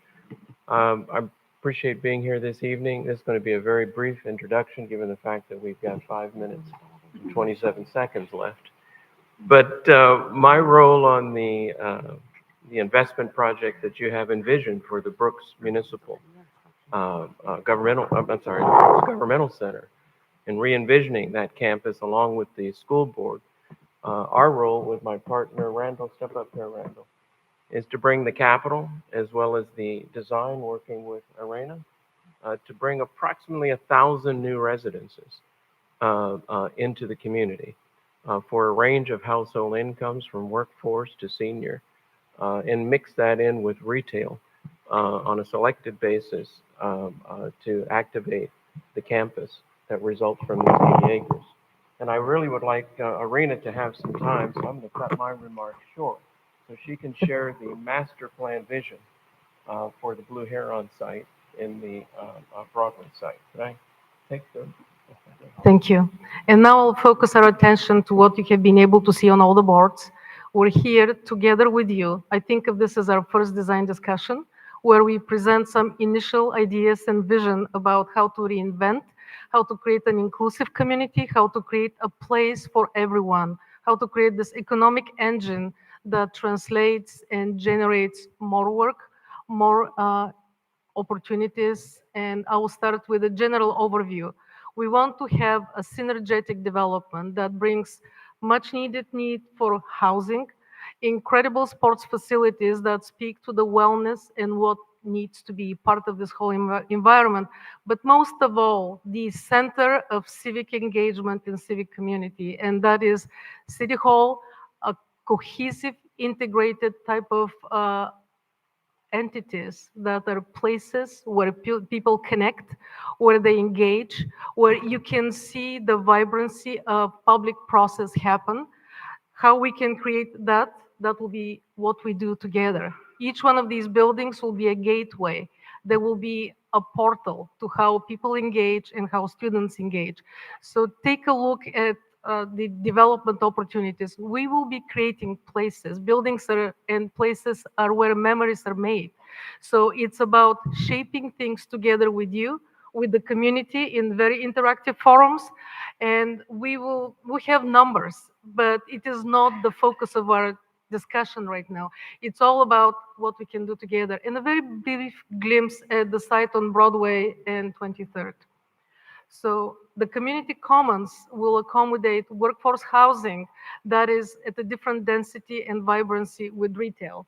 We also are offering 30,000 square feet of office space there that we can actually be able to present opportunity to offset needs that you might have. So this is very brief, but I will take all the time that is necessary together with my partners, and I have been working with these partners for decades now to respond to questions that you might have. Not Let's go on to the next one. We're going to go ahead and wrap up for the sake of time, and the community benefits that we want to make sure is very clear. We've pledged and committed $200,000 to local community benefits, and these funds will sponsor, support initiatives that strengthen the community and promote long-term impact. There's a listing here, as you can see, I'm not going to read them all, of commitments that we're making to support these organizations. And go to the next slide, please. And this is our team commitment to Riviera Beach. And we're out of town. I just want to go ahead and finish so that we can be open for questions and answers. Thank you so very much. One other thing, just in closing. We would like to request from you as a city council, we disagree with Forrest on one major point.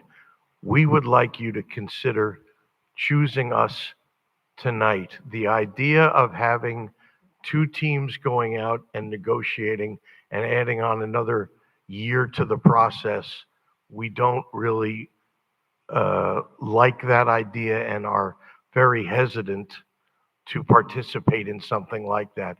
As you know, we've been involved in this for a year and a half with you, and we would very much request from you respectfully that you do in fact vote on this tonight. Thank you. Oh, go ahead. You want to? Okay, that's our proposal, and if you want to do Q&A, we're happy to talk to you. Okay, Madam Clerk, could you start the clock for the Q&A? Madam Chair, the Communications Director will start the 10-minute clock. All right, very good. Questions? Chair? Yes, go ahead. Okay, Mr. Sonneblick, you mentioned workforce housing in this project, and you're aware that there's a substantial tax deduction in workforce housing. Will you be willing to do a payment in lieu of taxes with the city where eventually you'll be paying 100% taxes? We've done pilot payment in lieu of taxes on other projects, and we're very comfortable with that deal structure. Okay, We did that in our big New Jersey project. Okay, I had two other questions. One is, how much input are you going to permit the staff to have in the design of this project? Tremendous. The whole thing, from the master planning to the actual architecture of the buildings, we're ready to sit down with staff and the council immediately. We don't have any rigid design concepts at all. Okay, Chair. Yes, go ahead. So there were two renderings. I think one of the buildings was built already. I'm pretty sure I know it was. 5,000. I saw 5,000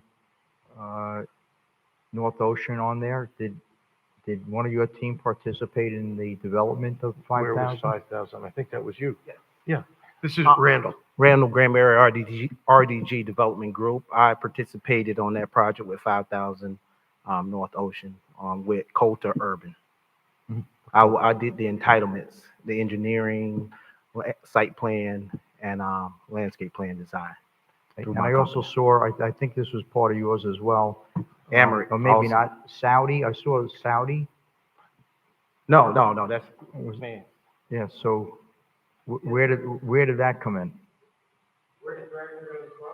Speak in the Yes. mic, please. Come over there. Yes, sir. You're asking me where does Greg Cardona Swalty come in? I'm sorry, I didn't hear you. The Saudi group, is that from Saudi Arabia, or is that No, from sir. Saudi Arabia, or is that just Actually, the name that's of the last project? name of one of my partners. He happens Okay. to be from Morocco, though. You're not far off. Okay. That's But the name of our company is Greg Cardona Swalty, and that's where you saw the Saudi. Okay, thank you. Yes, sir. Madam Chair. Yes, go ahead. My first question is to the gentleman who's building the sports plant or proposing to build a sports plant. You made a comment that as long as you're involved, kids would not be denied because of financial situations. What did you mean about that, Art? Means we, as part of sustainable operations, and I think the ITN mentioned that you wanted sports assets that are sustainable beyond immediate. First of all, the planning has to be done right. But when we want to offer programs and events out to the community, there's a pool of money that Aspen Play Institute, those companies like us, Nike, Dick's Sporting Goods, there's a pool of money that we get to distribute out. And so we would, any facility that we're involved in, we get to bring that money to bear to the table because that's, in essence, we want to improve the communities we're involved in. So just better clarification. So does that include registration fees, cliques, if they need cliques and things that the It would be defined based on the programming of that facility, however it's best used. I mean, it's not a bottomless pit for sure, but we want to determine the need specific to the area and meet the need. Yeah, I know you threw it out there, but I want a better understanding. For sure, for sure. Yeah. Yeah, there's no certain limitations, but yes. Okay, my next question is, I'm glad Mr. Spirit has brought up the pilot. A lot of times in P3s, some in the private sector take that to be the public sector or give up a lot of land. You all go build buildings. You getting income for generations to come, but we don't participate in any of that benefit on the profit side, but public-private partnership. We never talk about what we get from the profit side. But we always giving up land. There was a deal in here the other night that I just thought it wasn't good. We gave up property for workforce development. Then they get a portion of our ad valorem taxes. Then we gave them a reduced cost on the other land that's too much. I agree with you 100%. So I'm saying, I'm gonna get right to the point. Okay. That we need to see a benefit too on that profit side of this public-private partnership. So I don't want to stop on we just giving up land and you do workforce housing and then you give us a little pilot. It's going to be a profit side eventually. And Yes. it may be 20, 30 years down the road. But I want to make sure that it's in writing that we participate on that profit side too. We agree with you 100%. And in several of those government buildings that you saw up there, and I'm very pleased that you brought this up, and this is on the record so that everyone can hear this. As part of our lease to you on the City Hall building, at the end of 30 years, exactly what you mentioned, Bruce, the city has the option in writing to buy the City Hall building back from us for $1. So Bruce, no one knows 30 years from now about what values are. You're correct. But let's say we build a $70 million City Hall. At the end of, and by 30 years from now, that building may be worth $200 million. You get to buy that building back from us for $1, so that you're going to be the ones making the equity in that City Hall building. And that is part of our deal. It is in the lease document and recorded. So even if none of us are around here in 30 years, Madam Chair? so If we could- somebody's going to know. If we could save some time for the commissioners, because I know that they want to get to the points, but we have a few other questions. One last question. Go ahead. Time frame, completion. When yes, would you all the- be able to start, shovels in the ground, and how long it would take to? 2 years of construction for phase one being the City Hall and the sports complex. And we're working right now, hopefully through the cooperation of the city, we would like to start January 1, a year from now. That's all I have, Madam Chair. Madam Chair? Yes, go ahead. Thank you. Quick question. I saw that we have a lot of locals here. My concern is that I've always hated the dog and pony show. How many of these locals actually have contracts executed with your team? Our team has negotiated how many contracts? He wants a number.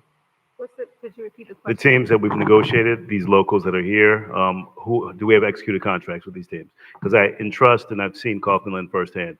I'm hopeful that Kaufman Lynn, MCO, they are partners at this table. Absolutely. They will be consistent with actually negotiating and bringing the locals to the table because they are proven commodities. So I want to make sure this is not a dog and pony show. Priority number one is all the locals from our community benefit. Because you told us about your promise, you know, that doesn't carry any weight. I need executed documentation. I need contracts. I need to make sure that our land that we own, as my commissioner said, my councilman said, we hold you accountable for what you're telling us you're going to do. Because if you're going to build these land and resources, we thank you for what you're saying, but I want to execute these contracts.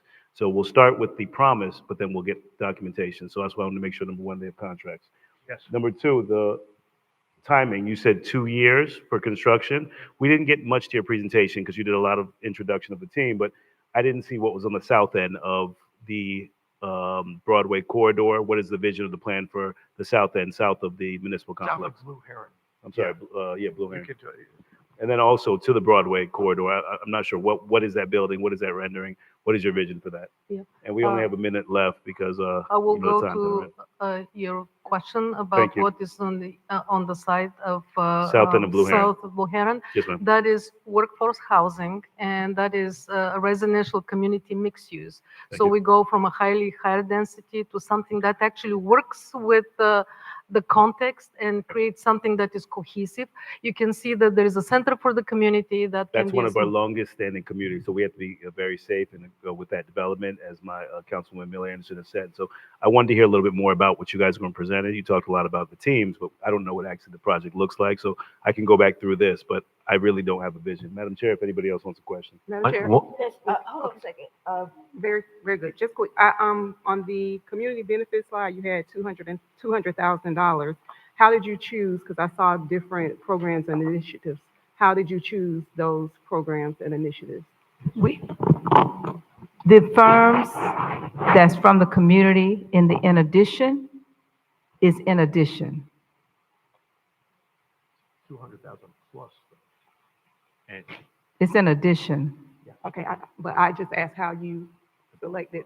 How did we identify the firms in the bullet? Yeah, the ones in the bullet. We did research within the community, and those are just some of the firms, and not all. This is not limited to just these firms. Okay, thank you.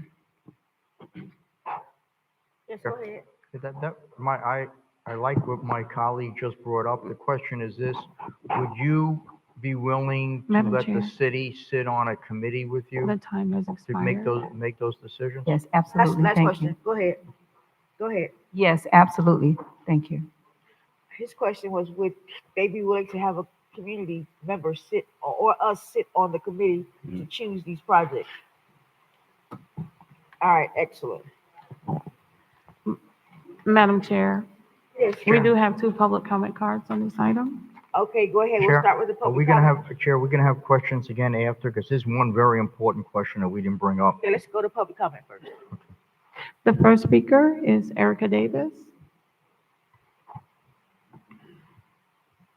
followed by Kendra Wester.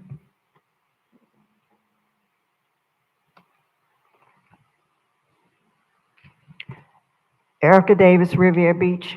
First of all, I want to say, again, great presentation. Different partnerships, specializing in these projects that we need built. Great collaboration. That's what professionalism is all about, and that's why they were scored 116. I am very concerned about forest development. I'm going to say it. They have Nautilus, Lake Park, 1 year behind. They have Oculina that hasn't broken ground yet. They just purchased our property under market last week. And they just said they had 2 other projects in Lake Park. To me, that sounds like Stephen Ross syndrome. We are allowing all of these buildings and all these properties to be bought up by them, and that's concerning to me. Because when you own something, you control everything. And we don't want anybody controlling the city of Riviera Beach. This is the only black city from the north to the south. And it's time for our people, and I'm gonna say it, to build our wealth. We have West Palm, Miami, New York, all of these developers going up there, coming down here, just building up like crazy, tall buildings, pushing us out. And we're not gonna have it. So I think Forest, they need to work on what they have right now because it's just a little too much. And it's not even a reality that they can do this project. These people won, their project is beautiful, their collaboration is beautiful, and I think they can deliver. So I think you need to do the right thing and go ahead on and vote on these people. Thank you. Madam Chair, We got one more public comment. I know, I wanna make a Oh, go comment ahead. about something just said. There were allegations made about Forest is behind on something. I'm not sure if that's true or not, but these are people's reputations. And if you're gonna make a comment like that, just bring the data, documents, and evidence. Yeah, no, I'm not looking for anything. I'm Okay. not going back and forth. All right, very But I'm good. just saying, for people to come up here and disparage companies and don't present any evidence, I have a problem with that. All right, Thank you. excellent. Go ahead, ma'am. Good evening again, Kendra Wester, City of Riviera Beach resident, educator, mom. As I mentioned before, I asked that our board really pay attention to both presentations. I didn't know what they were going to share tonight, but I'm very grateful to know that Sun and Blick shared information about how they will support the youth in our community. That to me is important.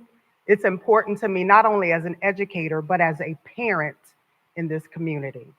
So everything that we do, we should be thinking about the future of the youth in this community, because at the end of the day, those same 30 years that we were talking about, guess who will be here? Your kindergartners, your first graders. So we need to ensure that not only are we thinking about the future of our children, but we also need to ensure that our children have some hand in how we're shaping their future. That's all I have to say. Thank you. Madam Chair, that's the end of public comment. Okay, yes, you have a question. Okay, this is for Mr. Sonneblick.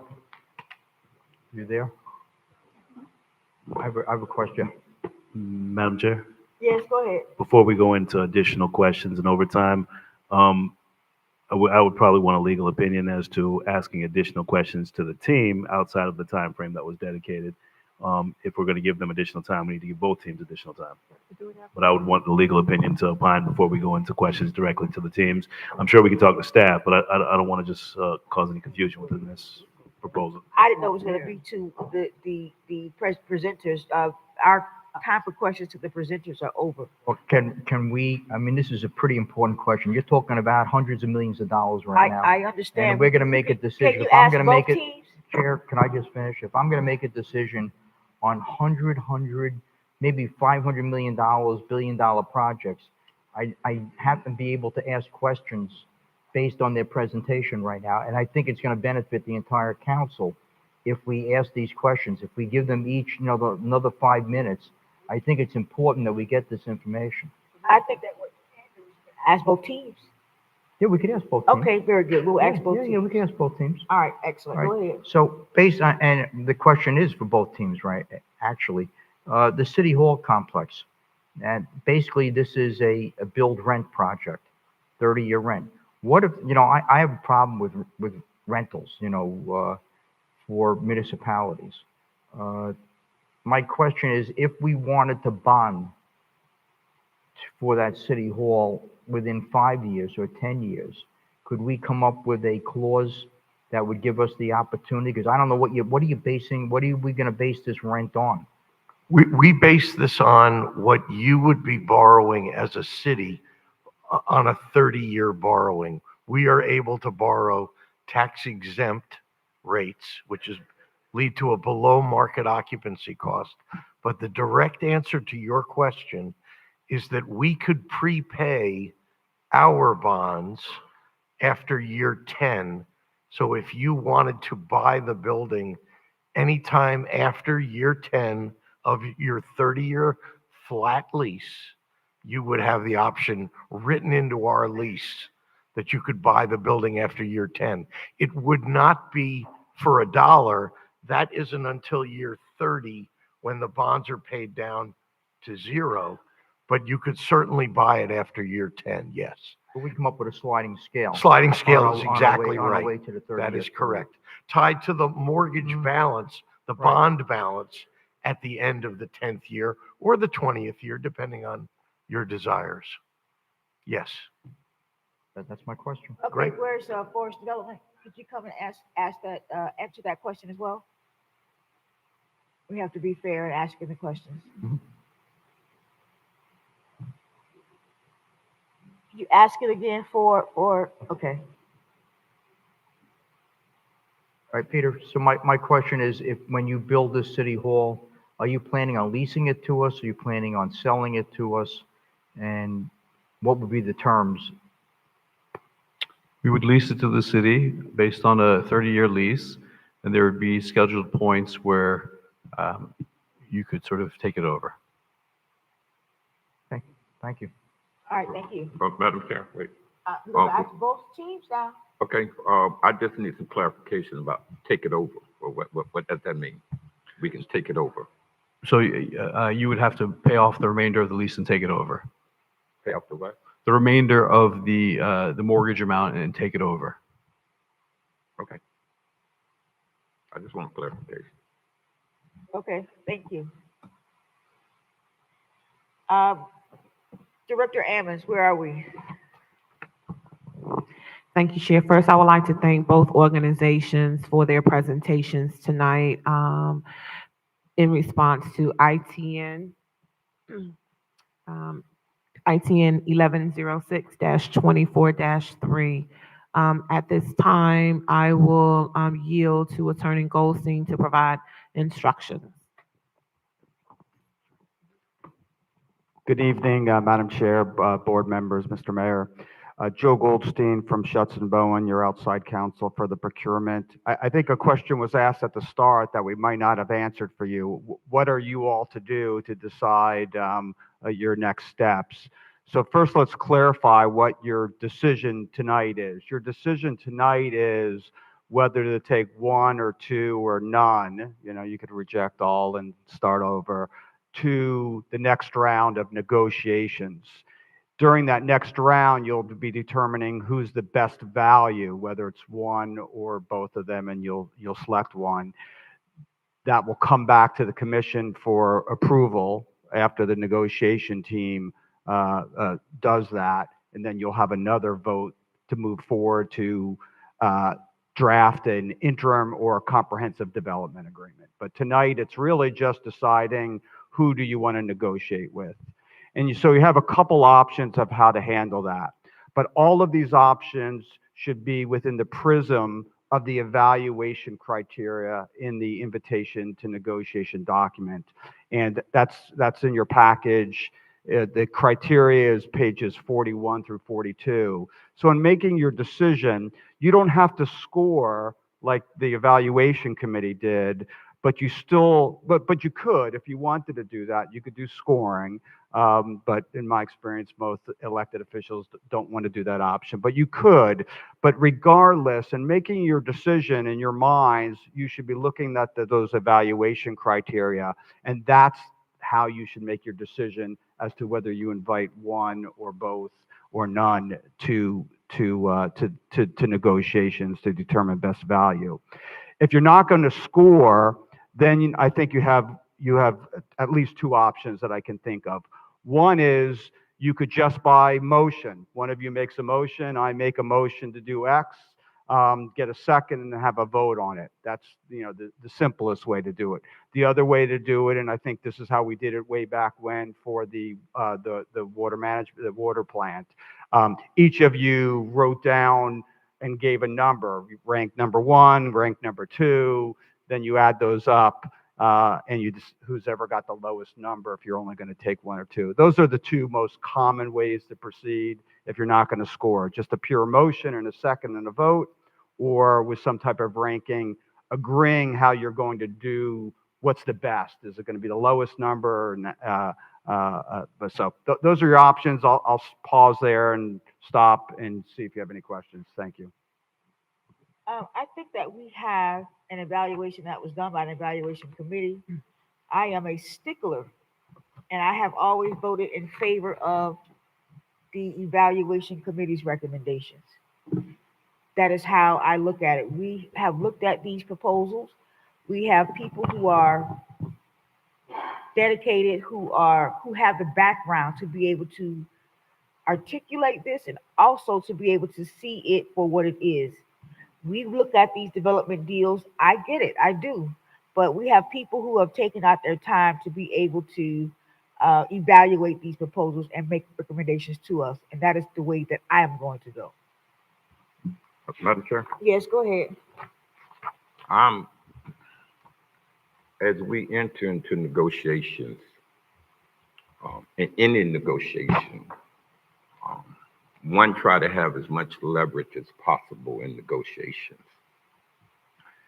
And I'm wondering, by having only 2 respondents, are we going in with as much leverage as we could have if we did like we did on that property where there was only 1 responder, and it was an unsolicited bid? We went back out and we got 5 more proposals. So I'm wondering if we're going in with the best leverage to negotiate, because we only have 1, 2. Yes, I agree with that in a sense that we started this a year and a half ago. Yeah, things have changed. If this was something that went out 3 months ago, then yes, probably. But this has been in the city. We've been going back and forth with evaluation of these proposals. We even had to pay for a third party to review these proposals. So we want to make sure that if we're going to do it, we're going to do it tonight in terms of moving forward. When we choose that particular outfit, if it doesn't work, then we will do that and go to the next one. That is what we do. Go ahead, I'm sorry. Okay, I'm sorry, Madam Chair. My last point is, are we going in with the best leverage? That was where I'm going with this. And I understand you saying leverage. It's wide open. This is the city. They give us what we ask for. Well, no. They don't tell us. We tell them. I understand that, Madam Chair. You know I fully understand. I've been up here for a minute now. But my point is when you have different options, they come differently to the table with their offers because they see other offers back here waiting in the wings. So I'm just trying to think. Think it through. Madam Chair. I mean, you know what? That would have really made sense, Commissioner Guyton, if we would have did that for that project last week, because we were talking about strictly money in that. Wait. So you mean the one that you say you always vote for the recommendation? Yes, that's the one. Did you vote for the recommendation that night? No, that's the one. Oh no, you didn't. You know why? You know why? Because we were talking about money. We were talking about a disposition of property, and it was about money. It wasn't about that proposal piece of it. And that is where I got the stickler was, because I could not get past that. And you were correct. Yes. Okay. Go ahead, ma'am. Okay, Madam Chair. Ms. Ammons, the point differential was how many? Forest Development, 112.60. Sonneblick, 116.60. 4-point difference. Okay. I'm just asking because I hear my colleague down there. I don't think we should go out, but if you want to have any leverage, we negotiate with both of them, or we go with the highest. No. I'm saying that's the only way. If he's looking for can I speak? Thank you. If he is looking for leverage, the only option would be to negotiate with both. What I'm saying is I do not want to take this back to add more people to this. That's all I'm saying. And I- I'll say the presentations were good, and there was one that was great, and I don't have a problem. Yeah, I am under the mindset that, if we do, as I said before, we negotiate, we are the city, we tell the developers what we want, what we need, what we won't take, what we will take. And if we don't get that from them, then we go to the next one. That is how it works. And I'm looking for a motion to. Chair. Madam Yes, Chair. go ahead. Sure. These are two very different projects. No, I know. You know, I think we can't say that they're the same project and we're negotiating to get the same product, because you're not. They're two very, very different, developments and providing different benefits to the community. One is more of a sports-oriented community-type project. The other is a high-density development project. So we have to make a decision which way we want to go. Do we want to see the sports and the community-based programs, or do we want to see high-density, more taxes? I mean, it's an option that we have right now, but you're not really negotiating for the same thing. You know, you're not going to get the same product. Madam So Chair. whatever motion is made tonight will be, and if it's approved, will be picking a type of development that we want to see here for the community.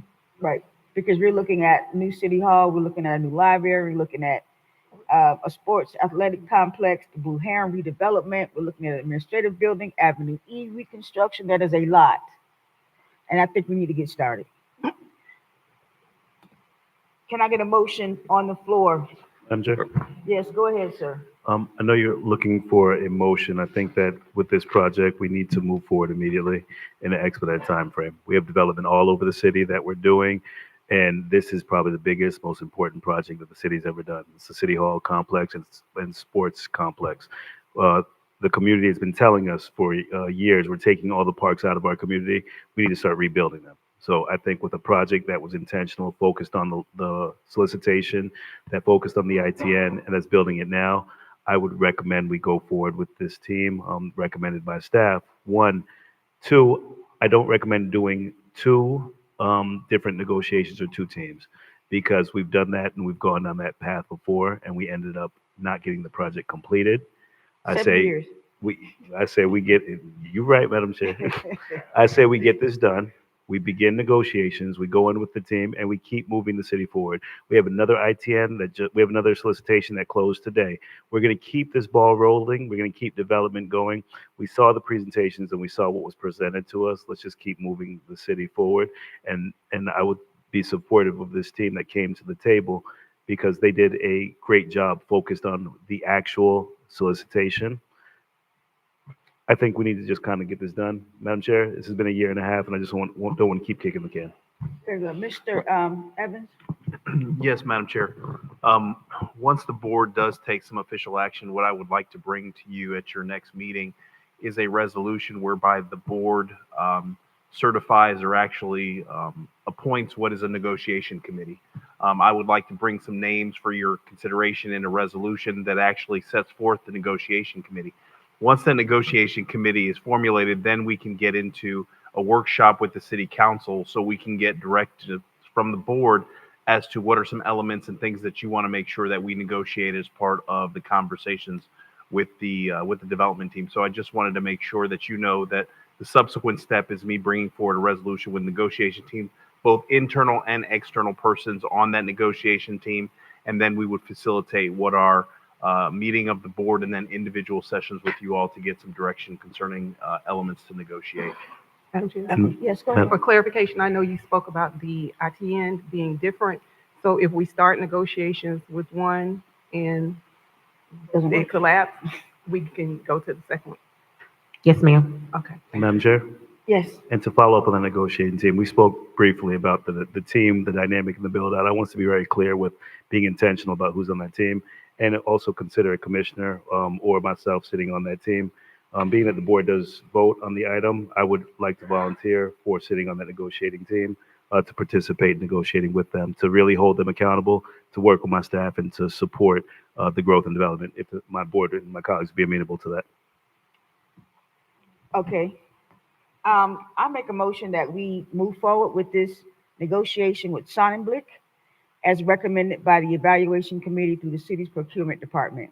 Madam Chair, I got a second. What is the discussion? Yes, sir. yes, are we going to address, which elected official?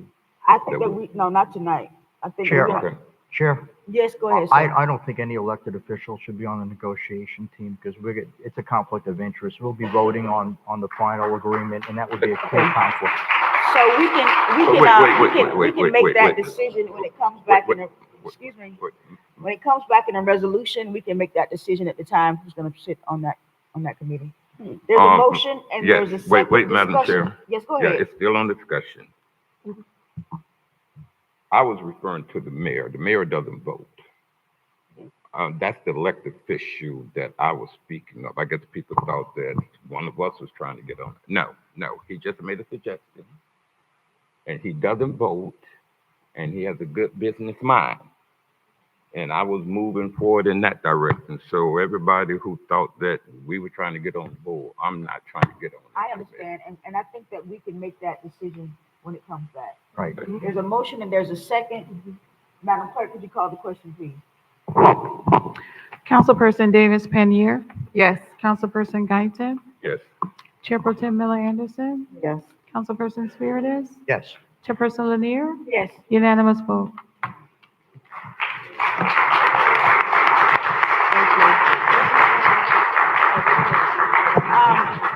To the team of Sonnenblick, and the team of Forest Development, we thank you for your presentation.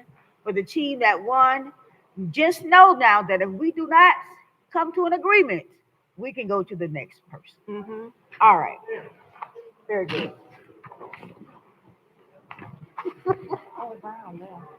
We need to go to our next item, Madam Clerk. Madam Chair, Madam Clerk, we're going to take a 5-minute recess, please. We'll take a 5-minute recess.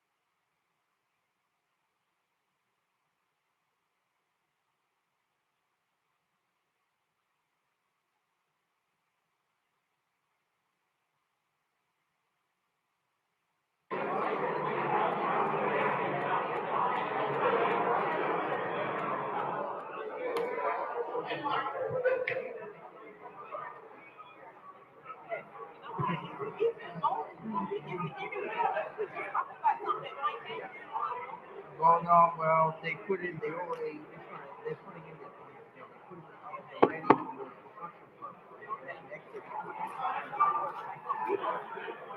we will see.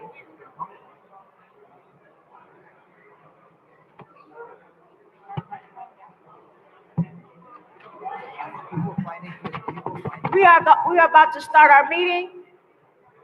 We are about to start our meeting. Please exit the building. If you're not a part of this last part of this meeting, please exit the building. Please be quiet. We need to finish this meeting tonight. Thank you. Madam Clerk?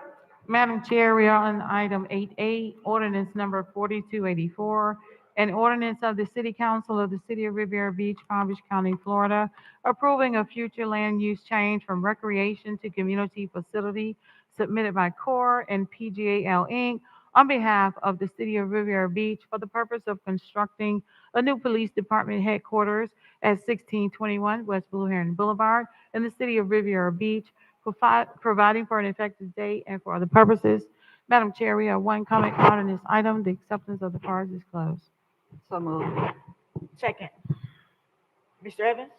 Madam Chair, members of the board, this item is before you on second and final reading. There's been no changes since first reading. Staff recommends approval on second and final reading. And Director Sermons from Development Services is prepared to answer any questions the board may have. Thank you. Let's do our public comment, please. One public comment, Erica Davis. I believe she left, Madam Chair. Okay. Are there any questions for this second reading of this ordinance? We heard this the Madam- last meeting. Madam Chair, Yes, go ahead, sir. I wanted to know from Mr. Evans, have you had any correspondence from the county regarding the $1.5 million that they gave us for that building? And we only have 2 years left on it. Have you got any commitments as it relates to what we would have to pay back? Madam Chair, if I may. Yes, go ahead. Currently, this item is slated to go before the Board of County Commissioners at their December 2nd meeting for a modification to the agreement. In the event that the city chooses to get out of the agreement versus the options that were proffered by the county, it would be the assumption pursuant to the conversations that we had with county staff that they would be asking for a payment of $1.5 million. Okay. So we would have to pay everything back that they gave us 1.5. Madam Chair, Yes, go ahead. if we were to choose that out of the options that they presented. What were the other options? I'm Wait. sorry, Councilman Guyton. I'm sorry. I just Go want to ahead. know what the other items were. Okay. Madam Chair? Yes, go ahead. The other option was that they would, and the option that we worked out with their legal and our legal, was that they would add what are the remaining years onto an agreement with the city once the new pool is constructed and fill and complete the term, which they've done that with other municipalities. So that's the option we went with? Madam Chair, if I may? Yes. Yes. Okay. Okay. I'm gonna just put it on record. I think we're moving prematurely before having something in writing from the county that is definitive. I've said it before. We're doing a lot of development. We have bonds floating out there, and I would hate to see us at the end of an agreement with the county have to pay back 1.5. Maybe that's something else can be worked out, but I think we're moving prematurely. The other thing that concerns me is that we would have to use other people's pools and residents. I mean, different complex. This is just real premature, in my opinion, but it is what it is. I think that we could have waited until we worked all these issues out. Thank you, Madam Chair. Thank you, sir. Chair? Yes. In response to my colleague, Commissioner Guyton, I do agree in what you're saying, the concept, except that we were asked by Commissioner Powell of the county to vote prior to the county making a decision on this. So it isn't like we put the cart before the horse. We were asked by the county to do this first, by our county commissioner to do this first before the county took on the action themselves. Okay. Madam Clerk? Councilperson Davis Penier.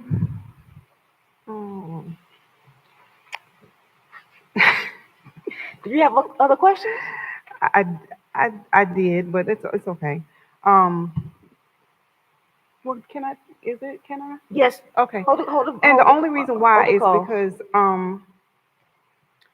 I don't agree that, Commissioner Powell wanted us to vote. He was unsure when I spoke with him last about if this had gone through or not. So I just had a little discrepancy with that. But then I was also wanting to know, what are the other options? Like, do we have any other options if we did something again, if we did not vote for this? What is there another option? Madam Because Chair, I feel like we've been talking about this for a long time. I thought it was a done deal, then now you just up again, and so I'm confused right now. Madam Well, Chair, we voted on it once, but this is the second reading of it because it has to go through 2 readings. Okay. Right, go ahead. Madam Chair, we did have a conversation with Commissioner Powell, and that was what facilitated another community conversation. We did have previous community conversations about the pool. One of the things he did want to hear feedback from himself, and then we, told him that we were taking the necessary steps on the city side to help facilitate and bring that item before the Board of County Commissioners for consideration. We have been working with their staff, and we have put forward what are some of the programmatic aspects associated with our program. But the options that you have, right, is that in the event that you're not to move forward, the police station invariably will be delayed. If it is delayed, and said that site is not selected, then you put at risk the bond proceeds. The other side of it is if you look to relocate the police station somewhere else, you have to go through some element of redesign for the police station, which the cost will go up. And the intent behind us relocating the police station off of the City Hall site is because we wanted to maximize the available land to be able to defray the cost associated with City Hall that could be anywhere between $70 to $100 million, depending on the size, scale, and scope of that. And so with our development partners, that's why we wanted to take as many things off of the site as possible. So if the board was not to move forward with this, it would at minimum delay the construction of the project. And then you would see situations where cost would increase with the construction of that.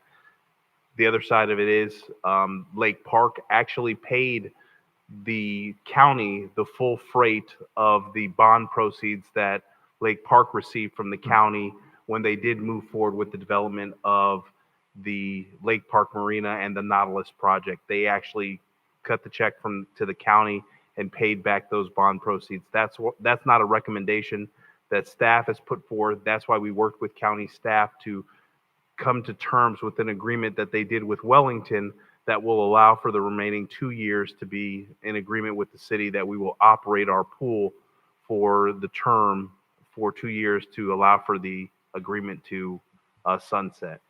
Okay, Madam Chair. Okay, I'll accept that, but you said that he wanted to know, about the pool, because we talk about it a lot. And that's one of the things that I haven't heard, where it's going to be, if we're going to have it, or what have you. All of those things are still up in the air. And I have not only him asking me, but I can't tell him where it's going to be relocated to, if it's going to be relocated. So, Madam Chair, if I may. Yes, go ahead. So the board did approve an item that would allow for us to approved an item where a 2GHO, George Gentile's group, to begin the community charrettes and the design process for a municipal aquatics facility. So we are going to have community conversations. In our public meetings with the community, there was a lot of public sentiment that they were interested in possibly seeing the pool return back to Callaway. And so we want to have more conversations with the community. And then if that in fact is the desire of the community, have additional conversations with the board to facilitate what is the construction of the aquatics element. Now, you still may have aquatics facilities at both locations. It just may be for different groups. But one of the things that we are going to do is move aggressively to bring a new aquatics facility to Riviera Beach in a 2-year period, because that's what our agreements with some of the HOAs and the agreements that we have provided for with the Rapids and the other municipalities contemplates. Okay. I'm Chair. So in regards to the item with CORE and the police station, we talked about this earlier, but let's be very clear. Can we move this, or would we have to go back to the voters to change the bond proceeds? Or would we need a new referendum, or can we just pass a resolution based upon a legal opinion? That was a discussion earlier, but I think it's prevalent now to this item. Madam Chair, if I may. Yes, go ahead. Consistent with the legal opinion that we've received from bond counsel, that you would put into jeopardy the monies, the bond proceeds, if you altered the site. And we went through the bond validation process, like I explained earlier, where the city filed the lawsuit against itself to ensure that we did everything appropriate. And we did put in the project descriptions some elements that identify what the location is. So just follow up, Madam Chair, and then another concern. I think that was addressing some of my colleagues' concern when he said we put the cart before the horse, because we went and got the bond proceeds knowing, or not really knowing about the 1.5. Now we're hopeful that the county, I'll be advocating for them to at least give us a grace of 2 years waiting for us to rebuild it at the county meeting as well to support the staff. But we want to have all the information. So when we went to the bond market, we wanted to make sure we knew what the cost or concern would be at the time. And that may have been a discussion. It was a long time ago. I don't have all that information in front of me, Madam Chair. But being that we're here now, I don't want to delay this any longer. Our police deserve a facility. I know the concern is the dollars, and my other concern is where are we going to get the money in the event that the county doesn't approve it. That needs to be addressed, because Lake Park actually just had the developers contribute those funds because they didn't have the money, the developers paid for it. So we want to have that information as well for this ordinance, so we can be clear, where's this 1.5 going to come from if they don't vote in support of us. Of course, we wishful thinking, we want to make sure that we get the support, but we've also given them clear idea to start the charrettes. But our commissioners still have some unreadiness when it comes to where the pool is going to go. They just want to make sure that we put the parks back into our facility. So that's why I'm glad that we move forward with the project today, because that at least starts the negotiation terms to build our parks out. Thank you, Madam Chair. Chair? Yes, go ahead. Who you saying go ahead to? Dr. Spears and then you. Okay, with respect to the reference to whether we can change the location, I'm still 100% convinced that we can change the location based upon the resolution that authorized the referendum itself. Would that jeopardize possibly the bond that was already negotiated? Yes, we may have to go back and get another bond. By the way, the interest rates are going down right now, so maybe we would get a better interest rate. But I'm not advocating that we change, because it probably would require design changes and would add time onto the project. You know, we are paying $700,000 a year to lease a location right now. That money would be better in the pockets of the city right now, rather than going into somebody's property. So that's my concern. So, I mean, if we were starting from scratch, I would say maybe my preference would have been the old location, but we're not starting from scratch. I walked in here, you know, with designs, we already started the design work when I walked in here. We picked the architect. We're too far gone, I think, to change the location right now. So I think it's in the best interest of the city that we move forward with this project Madam Chair. as quick as we can. Yes, go ahead. Just let me say for the record, we're here because we moved prematurely. This is a self-inflicted obstacle. I live by this. A lack of planning on someone else's part does not constitute an emergency on my part.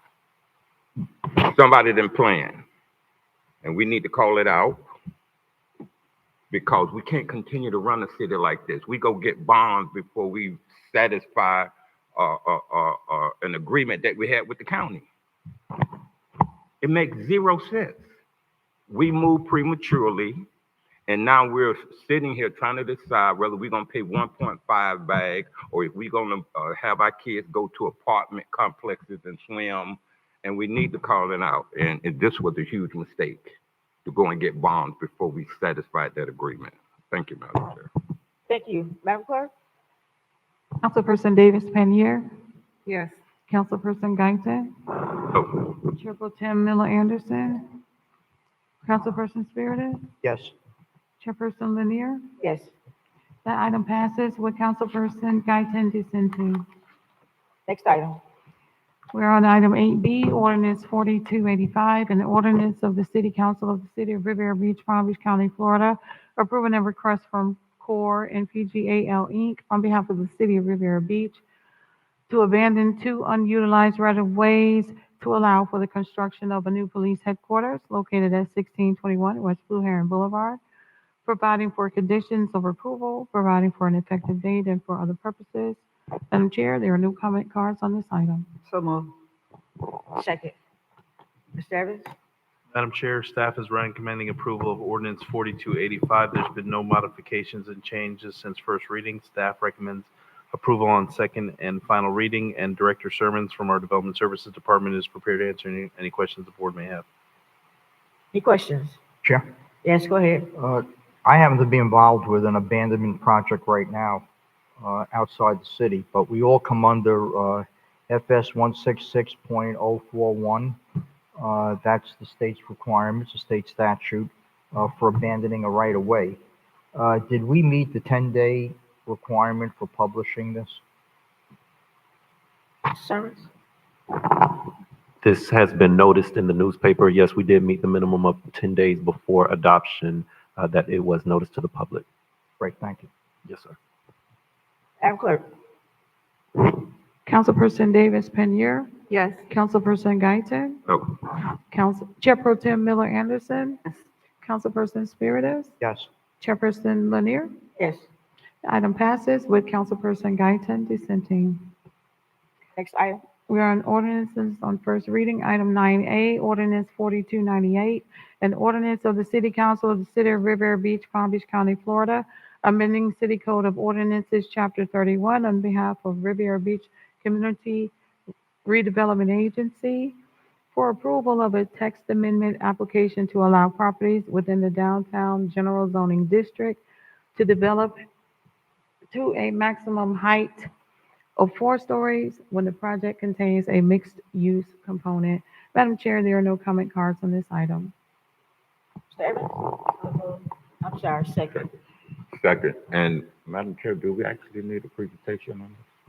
It's up to the board. Mr. Evans, you want to introduce it? Madam Chair, our Development Services Director, Mr. Clarence Sermons, is prepared to make a presentation, but these are items that you have already seen in your capacity as CRA commissioners. These are some of the approvals that are required through the city to help facilitate that. Director Sermons? Madam Chair, do we actually need a presentation? If the board is in agreement, we can move forward. No, I don't think we need one. All right, very good. Move forward. You said you saw it before. Madam Clerk? Councilperson Davis Panier, Yes. Councilperson Guyton, Yes. Chair Pro Tem Miller Anderson. Yes. Councilperson Spiritus, Yes. Chairperson Lanier, Yes. unanimous vote. This is just text amendment. We don't need, but anyway. We're on item 9B, ordinance number 4299, an ordinance of the City Council of the City of Riviera Beach, Palm Beach County, Florida, the Riviera Beach Community Development Corporation, and the Riviera Beach Community Redevelopment Agency to abandon a 100-foot portion of an existing 15-foot alley that bisects the properties located at 1116 Wright Street, 1117 Avenue E, and a portion of 1129 Avenue E, and to abandon the approximately 42 feet by 73 feet.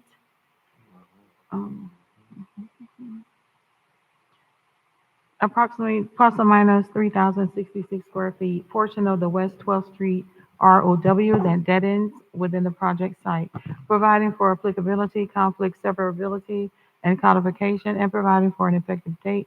Madam Chair, there are no comment cards on this item. So moved. Second. Mr. Evans, but Mr.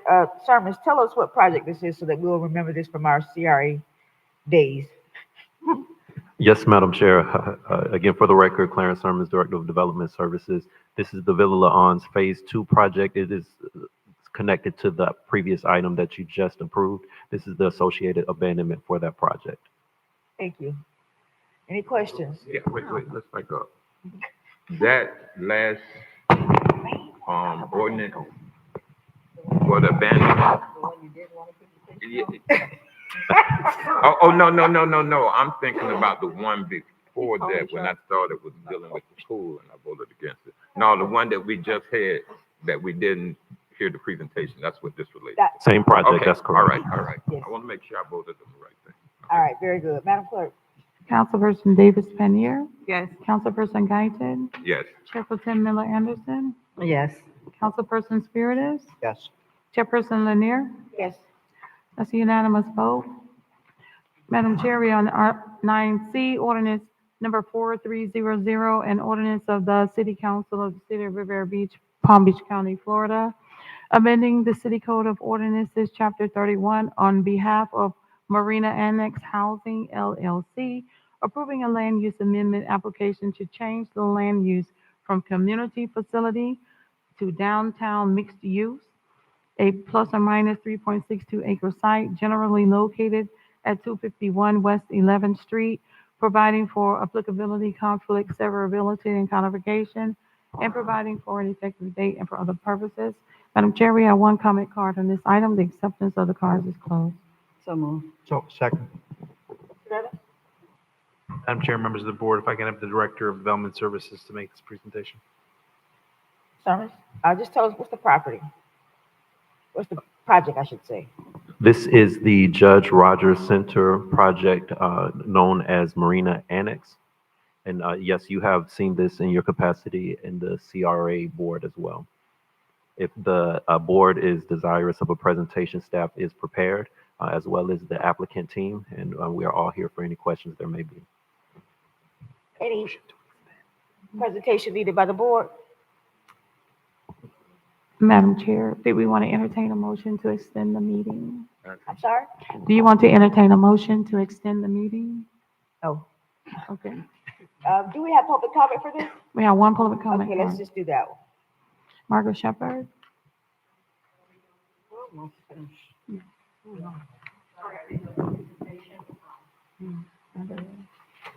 No, they did it at the CRA meeting.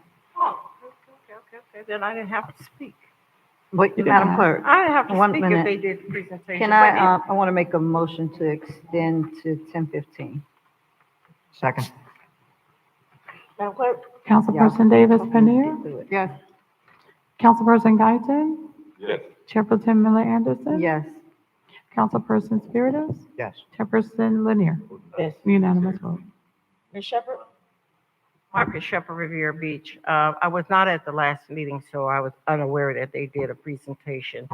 But as you know, we're coming down to the wire for this project. The Judge Rogers site is a very prestigious site that will enable the city of Riviera Beach to showcase that the Housing Authority is in the making of make this city wonderful and beautiful and affordable to people that really cannot take care of themselves.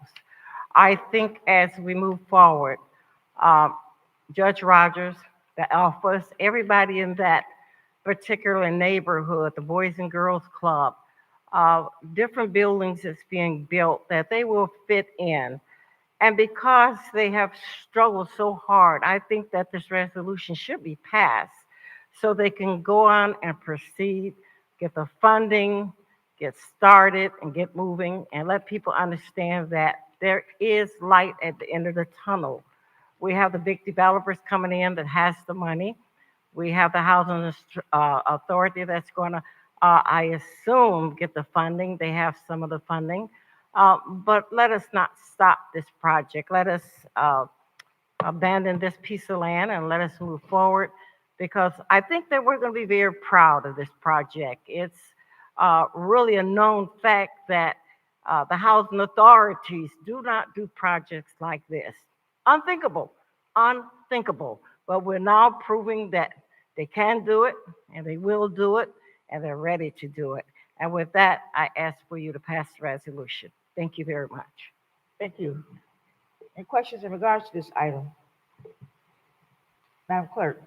Councilperson Davis Penier, Yes. Councilperson Guyton, Yes. Chair Pro Tem Miller Anderson, Yes. Councilperson Spiritus, Yes. Chairperson Lanier. Yes. That's a unanimous vote. Next item? Madam Chair, we're on item 9D, ordinance number 4301, an ordinance of the City Council of the City of Riviera Beach, Palm Beach County, Florida, amending the City Code of Ordinances, Chapter 31, on behalf of Marina Annex Housing LLC, approving a rezoning amendment application to change the zoning classification from community facility to downtown core on a plus or minus 3.62 acre site generally located at 251 West 11th Street, providing for applicability, conflict, severability, and qualification, and providing for an effective date and for other purposes. Madam Chair, there are no comment cards on this item. So moved. Second. Evans? They already voted on this one. Madam Chair and members of the board, I can have the Director of Development Services to make this presentation. Madam Chair, this item is the second of 3 ordinances associated with the Judge Rogers Center project, also known as Marina Annex by the application title. This is the zone change associated with that property, which you just approved on first reading was the land use. And then the third ordinance after this is the text amendment required for this project. So again, staff does not have additional presentation materials unless the board desires it, but this is the second of 3 ordinances needed to move this project forward. Thank you. Any questions? Call the Madam vote. Clerk? Councilperson Davis Penier, Yes. Councilperson Guyton, Yes. Chair Pro Tem Miller Anderson, Yes. Councilperson Spiritus, Yes. Chairperson Lanier. Yes. That is a unanimous vote.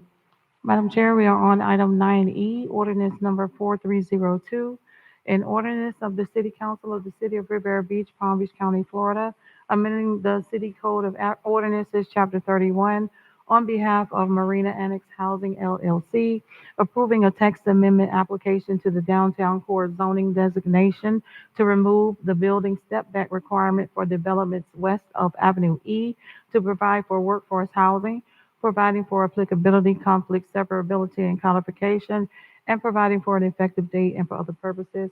Madam Chair, there are no comment cards on this item. So moved. Second. Madam Chair, Yes, go ahead, I have sir. a question for Mr. Sermons. Yes, go ahead. This is to remove the setbacks? Madam Chair? Yes, go ahead. No, not the setbacks, but the step back. In the downtown zoning districts, Okay. buildings over a certain height have to step back Okay, over the certain floor. Madam Clerk? Councilperson Davis Penier, Yes. Councilperson Guyton, Yes. Chair Pro Tem Miller Anderson. Yes. Councilperson Spiritus, Yes. Chairperson Lanier. Yes. Unanimous vote. Madam Chair, we are on resolutions on regular agenda, item 11A. I'm sorry, that one was deleted. We're on item 11B.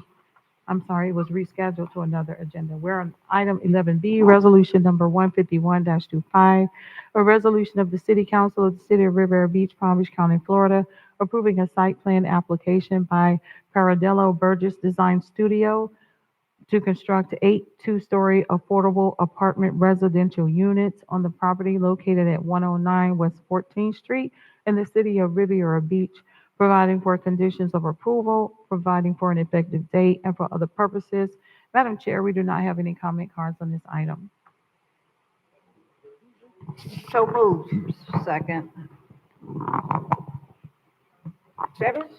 Madam Chair, members of the board, if I can have the Director of Development Services, Mr. Sermons, to make this presentation. Thank you, Mr. Manager. Yes, gentlemen, could you please step outside? We are still going. Thank you. Mr. Sermons? Thank you, Madam Chair. This project is for a multifamily development that is located in the downtown districts of the city, which means, yes, you have also reviewed this under your capacity as the CRA commissioners. Staff is here present to present, as is the applicant, and we are here for the desire of the board. Thank you. Ready for the question? Madam Clerk? You had a question? No, he Councilper- doesn't have one. Madam Clerk? go ahead. Councilperson Davis Penier, Yes. Councilperson Guyton, Chair Pro Tem Miller Anderson, Yes. Councilperson Spiritus, Yes. Chairperson Lanier. Yes. That's a unanimous vote. I want the public to know that we did not just sail through these items. These were items that were brought to us during our CRA time. We have had presentations on them, at least 2 or 3 times, and also to having private conversations, not private, but one-on-one conversations about these items. We did not just sail through them. Thank you. Next item. Madam Chair, we are on item 12, under discussion and deliberation. There is an item added by Councilperson Guyton, forensic audit discussion. Yes. Madam Chair, I put this on because we have a lot going on in our city now. We're about to ask our residents to support bonds that have already been floated. So one of the things that I thought about, and I can only speak for me, if someone actually asked me, how are our finances? I have no real information to other than that surface audit that we do. They check the receipts and all. So I would like to at least, every time this comes up, somebody says it's 250,000, it's $1 million. So what I wanted to ask the council, and certainly I've already done my research too, that is not accurate. But I would like to ask the council just to go out and get some prices on doing a forensic audit just on our finances in the finance department. I want to be able to tell the residents that we are actually going above and beyond to ensure that we are monitoring and being good stewards of your finances. So right now, I just want to get proposals because everybody talk about it's $1 million or it's 500. That's not true. So let me ask you this. A forensic audit implies fraud, embezzlement, or criminal activity to be used in a court case. Are we talking? Yeah, that is the purpose of a forensic audit. We are having a internal audit to come on board. Are you willing? I mean, we could get prices for forensic audit, but when I tell you that, that is what it implies. It implies criminal activity. That is the purpose of it. The purpose of it is to do it because you have a suspicion of criminal activity and to use that information that you discover in court. We have an internal auditor coming on board soon, like she's been offered the job. So maybe we're looking at a audit on all our new projects. We can do that because that's not implying that there's some kind of fraud or financial crime happening. But if we want to be specific to our new developments, we can do that. Well, this is what I want to do. Okay. A forensic audit digs much deeper than an outside audit. Some of that information is used for criminal activity. I grant you that.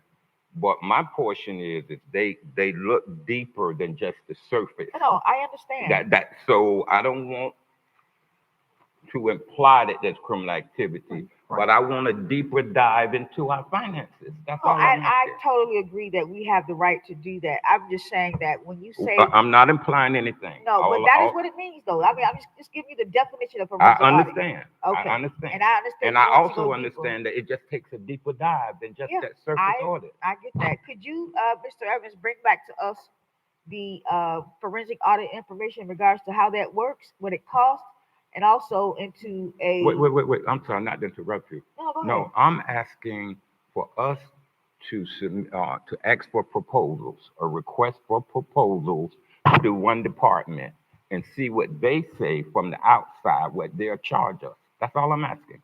Chair? Yes, go ahead. Yeah, I agree with Commissioner Guyton. If you remember, about 1.5 years ago, I asked for a forensic audit. And it's not necessarily stating that there is criminal activity. It is a more in-depth audit and can be used to help this city. You know, so maybe we made mistakes in the past and help us not make the same mistakes a second time. It'll give us a better idea where we stand financially, as the commissioner stated. And I think it'd be healthy for us to have a forensic audit. I'm not insinuating, as I said before, that anybody did anything criminally. I just think it's time for us to do it. We're doing billions of dollars worth of work right now. I think it would put us on a really good platform to know that everything is in the right spot right now financially for this city. Madam Chair, Yes, go ahead. somewhere around 2016 or 17, I did request that as well. They did go out to get some quotes. I do recall having one department done at that time was about $500,000. So it's been brought up before, but of course the amount is what kind of pushed people away. But yeah, I asked for it back then when we had a whole lot of stuff going on and no building going on. So I'm Agreed. pretty sure it costs much more than that now. So I'm pretty sure you're wrong. I don't know. Wait, Unless- and I didn't mean to interrupt you. No, but- you're but- good. But I went and got some numbers. Okay, well, maybe I don't really ask questions that I I know don't you have already the got the answer to. I already know that. Yeah. But I'm telling you that that's what we had Yeah, when that's we back asked then. back then. But I got some different. Madam Chair. But I just want. I just think that when you say forensic audit, and I know what you want. You I want just to want go- a deeper dive into right, the finances. But when you say forensic audit, any auditor or CPA will Mm-mm. tell you what that actually means. No, That means no, that no, no. that is this the definition of it. But I but mean, that's listen, what it means. I agree with you. right. But I understand that is what you want. Yeah, I just want a deeper dive Right. into our finances. And Councilperson Miller Anderson also asked for this previously. So what we can do is this. Let's just get some proposals now. I've gotten some numbers. I know it doesn't cost that much. Listen, I think that we need to get it done, but I want to have the city administration to bring to us what a forensic audit looks like, because what's gonna have to happen is that we're gonna have to say what department. It has to be very specific. So we got to agree on that. Okay. Then we find out how much it's going to cost us. You bring that back to us. So we can, at our next meeting, you can bring that back and tell us what that actually means and what it looks like. And we can decide at that time what department we want to focus on. Madam Chair, I'm already telling you where I'm going with our finances. That's what I want to focus on. No, That- but finances mean what? Finance In department? the finance department. Okay, so we're talking about the finance department. All right, Yes. very good. In All the right. finance department, I think we should take a deeper dive and give our residents some consideration. And right now, like I said, all I'm asking is to go do an RFP and get some numbers. And that doesn't necessarily have to go through the city manager's office. That goes through procurement. I just want to request for proposals. Listen, I understand. I want us to all agree on this. And Okay. We have to all agree on this. We have to. We have to. Well, three of us need to. Yeah, agree. right. Three of us have to agree that we have to look at the department, which you've already said, Mhm. and we want to look at what that actually means for that department. And he's saying that he wants to go out to get bids already, but I don't think we there Not yet. bids, just proposals, just asking them what they would charge us. That's all we're We asking. can do No, Madam we Chair. can do that through Madam- procurement. We don't have to go and put proposals out for that. We can Uh, find that out easily. Madam, okay. Chair. However you want to handle it. right. But I think it's best just to go out in the market Chair. and get proposals. Yes, go ahead. Yeah, I think we should do an RFP, and in the RFP, the way it's written, we can say one department, two departments, three departments. We'll get a proposal based on different, And we can move forward. different concepts based on what we might need. So I think we should do an RFP, let procurement, put together a nice, RFP Well, we for us. can have on our next meeting agenda, we can have procurement to bring us back what that looks like, a proposal. Sounds good. All right, very Thank you, good. Madam Chair. Are we in agreement? Yes. Yes. Okay. Yes, we got three. Yes, Mr. Evans? Madam Chair, if I may, before we bring that item back for you all to consider, would you like for us to also run it through the audit committee and get their Yes. input as well? Yes. Okay. All right. very Okay, good. now, how long is that gonna take? No, We can next have- meeting, we coming to the next meeting with this, sir. Oh, okay. All right. Thank you. Quick question. When is the okay. audit meeting? When would the audit committee see it? Before our next meeting? December, December. yeah? Oh, yeah. December next week, yeah. Oh, not next week, just this one. I think it's in December. A week after. Madam Chair, I really don't want to hold up this Okay, process. let's Go through procurement. we going through procurement and we're gonna bring us back what that looks like. Madam Chair, Yes. just real quickly, you said something about the internal auditor and she's about to be offered, like, when did that happen? Did we choose it? I mean, who chose the internal Yeah, that's auditor? right. We and were who- supposed to be Oh, choosing that was, that. Mr. Evans, you wanna speak to that? Yeah, yeah, Madam Chair, if I may. Yes. Yeah, the internal auditor position that is provided for in the budget, that is. For you. Yes, Madam Chair. And we said we were going to have one outside of that one. Okay. Correct. I'm with. Correct. Okay. Okay, thanks for clarification. That's why I was. Okay, all right, excellent. You got 1 minute. Any questions from the board in regards to tonight? Madam Chair? Uh, Not in regards to tonight, but just a question I need from the board for some clarity for something. I got the thing. Sorry?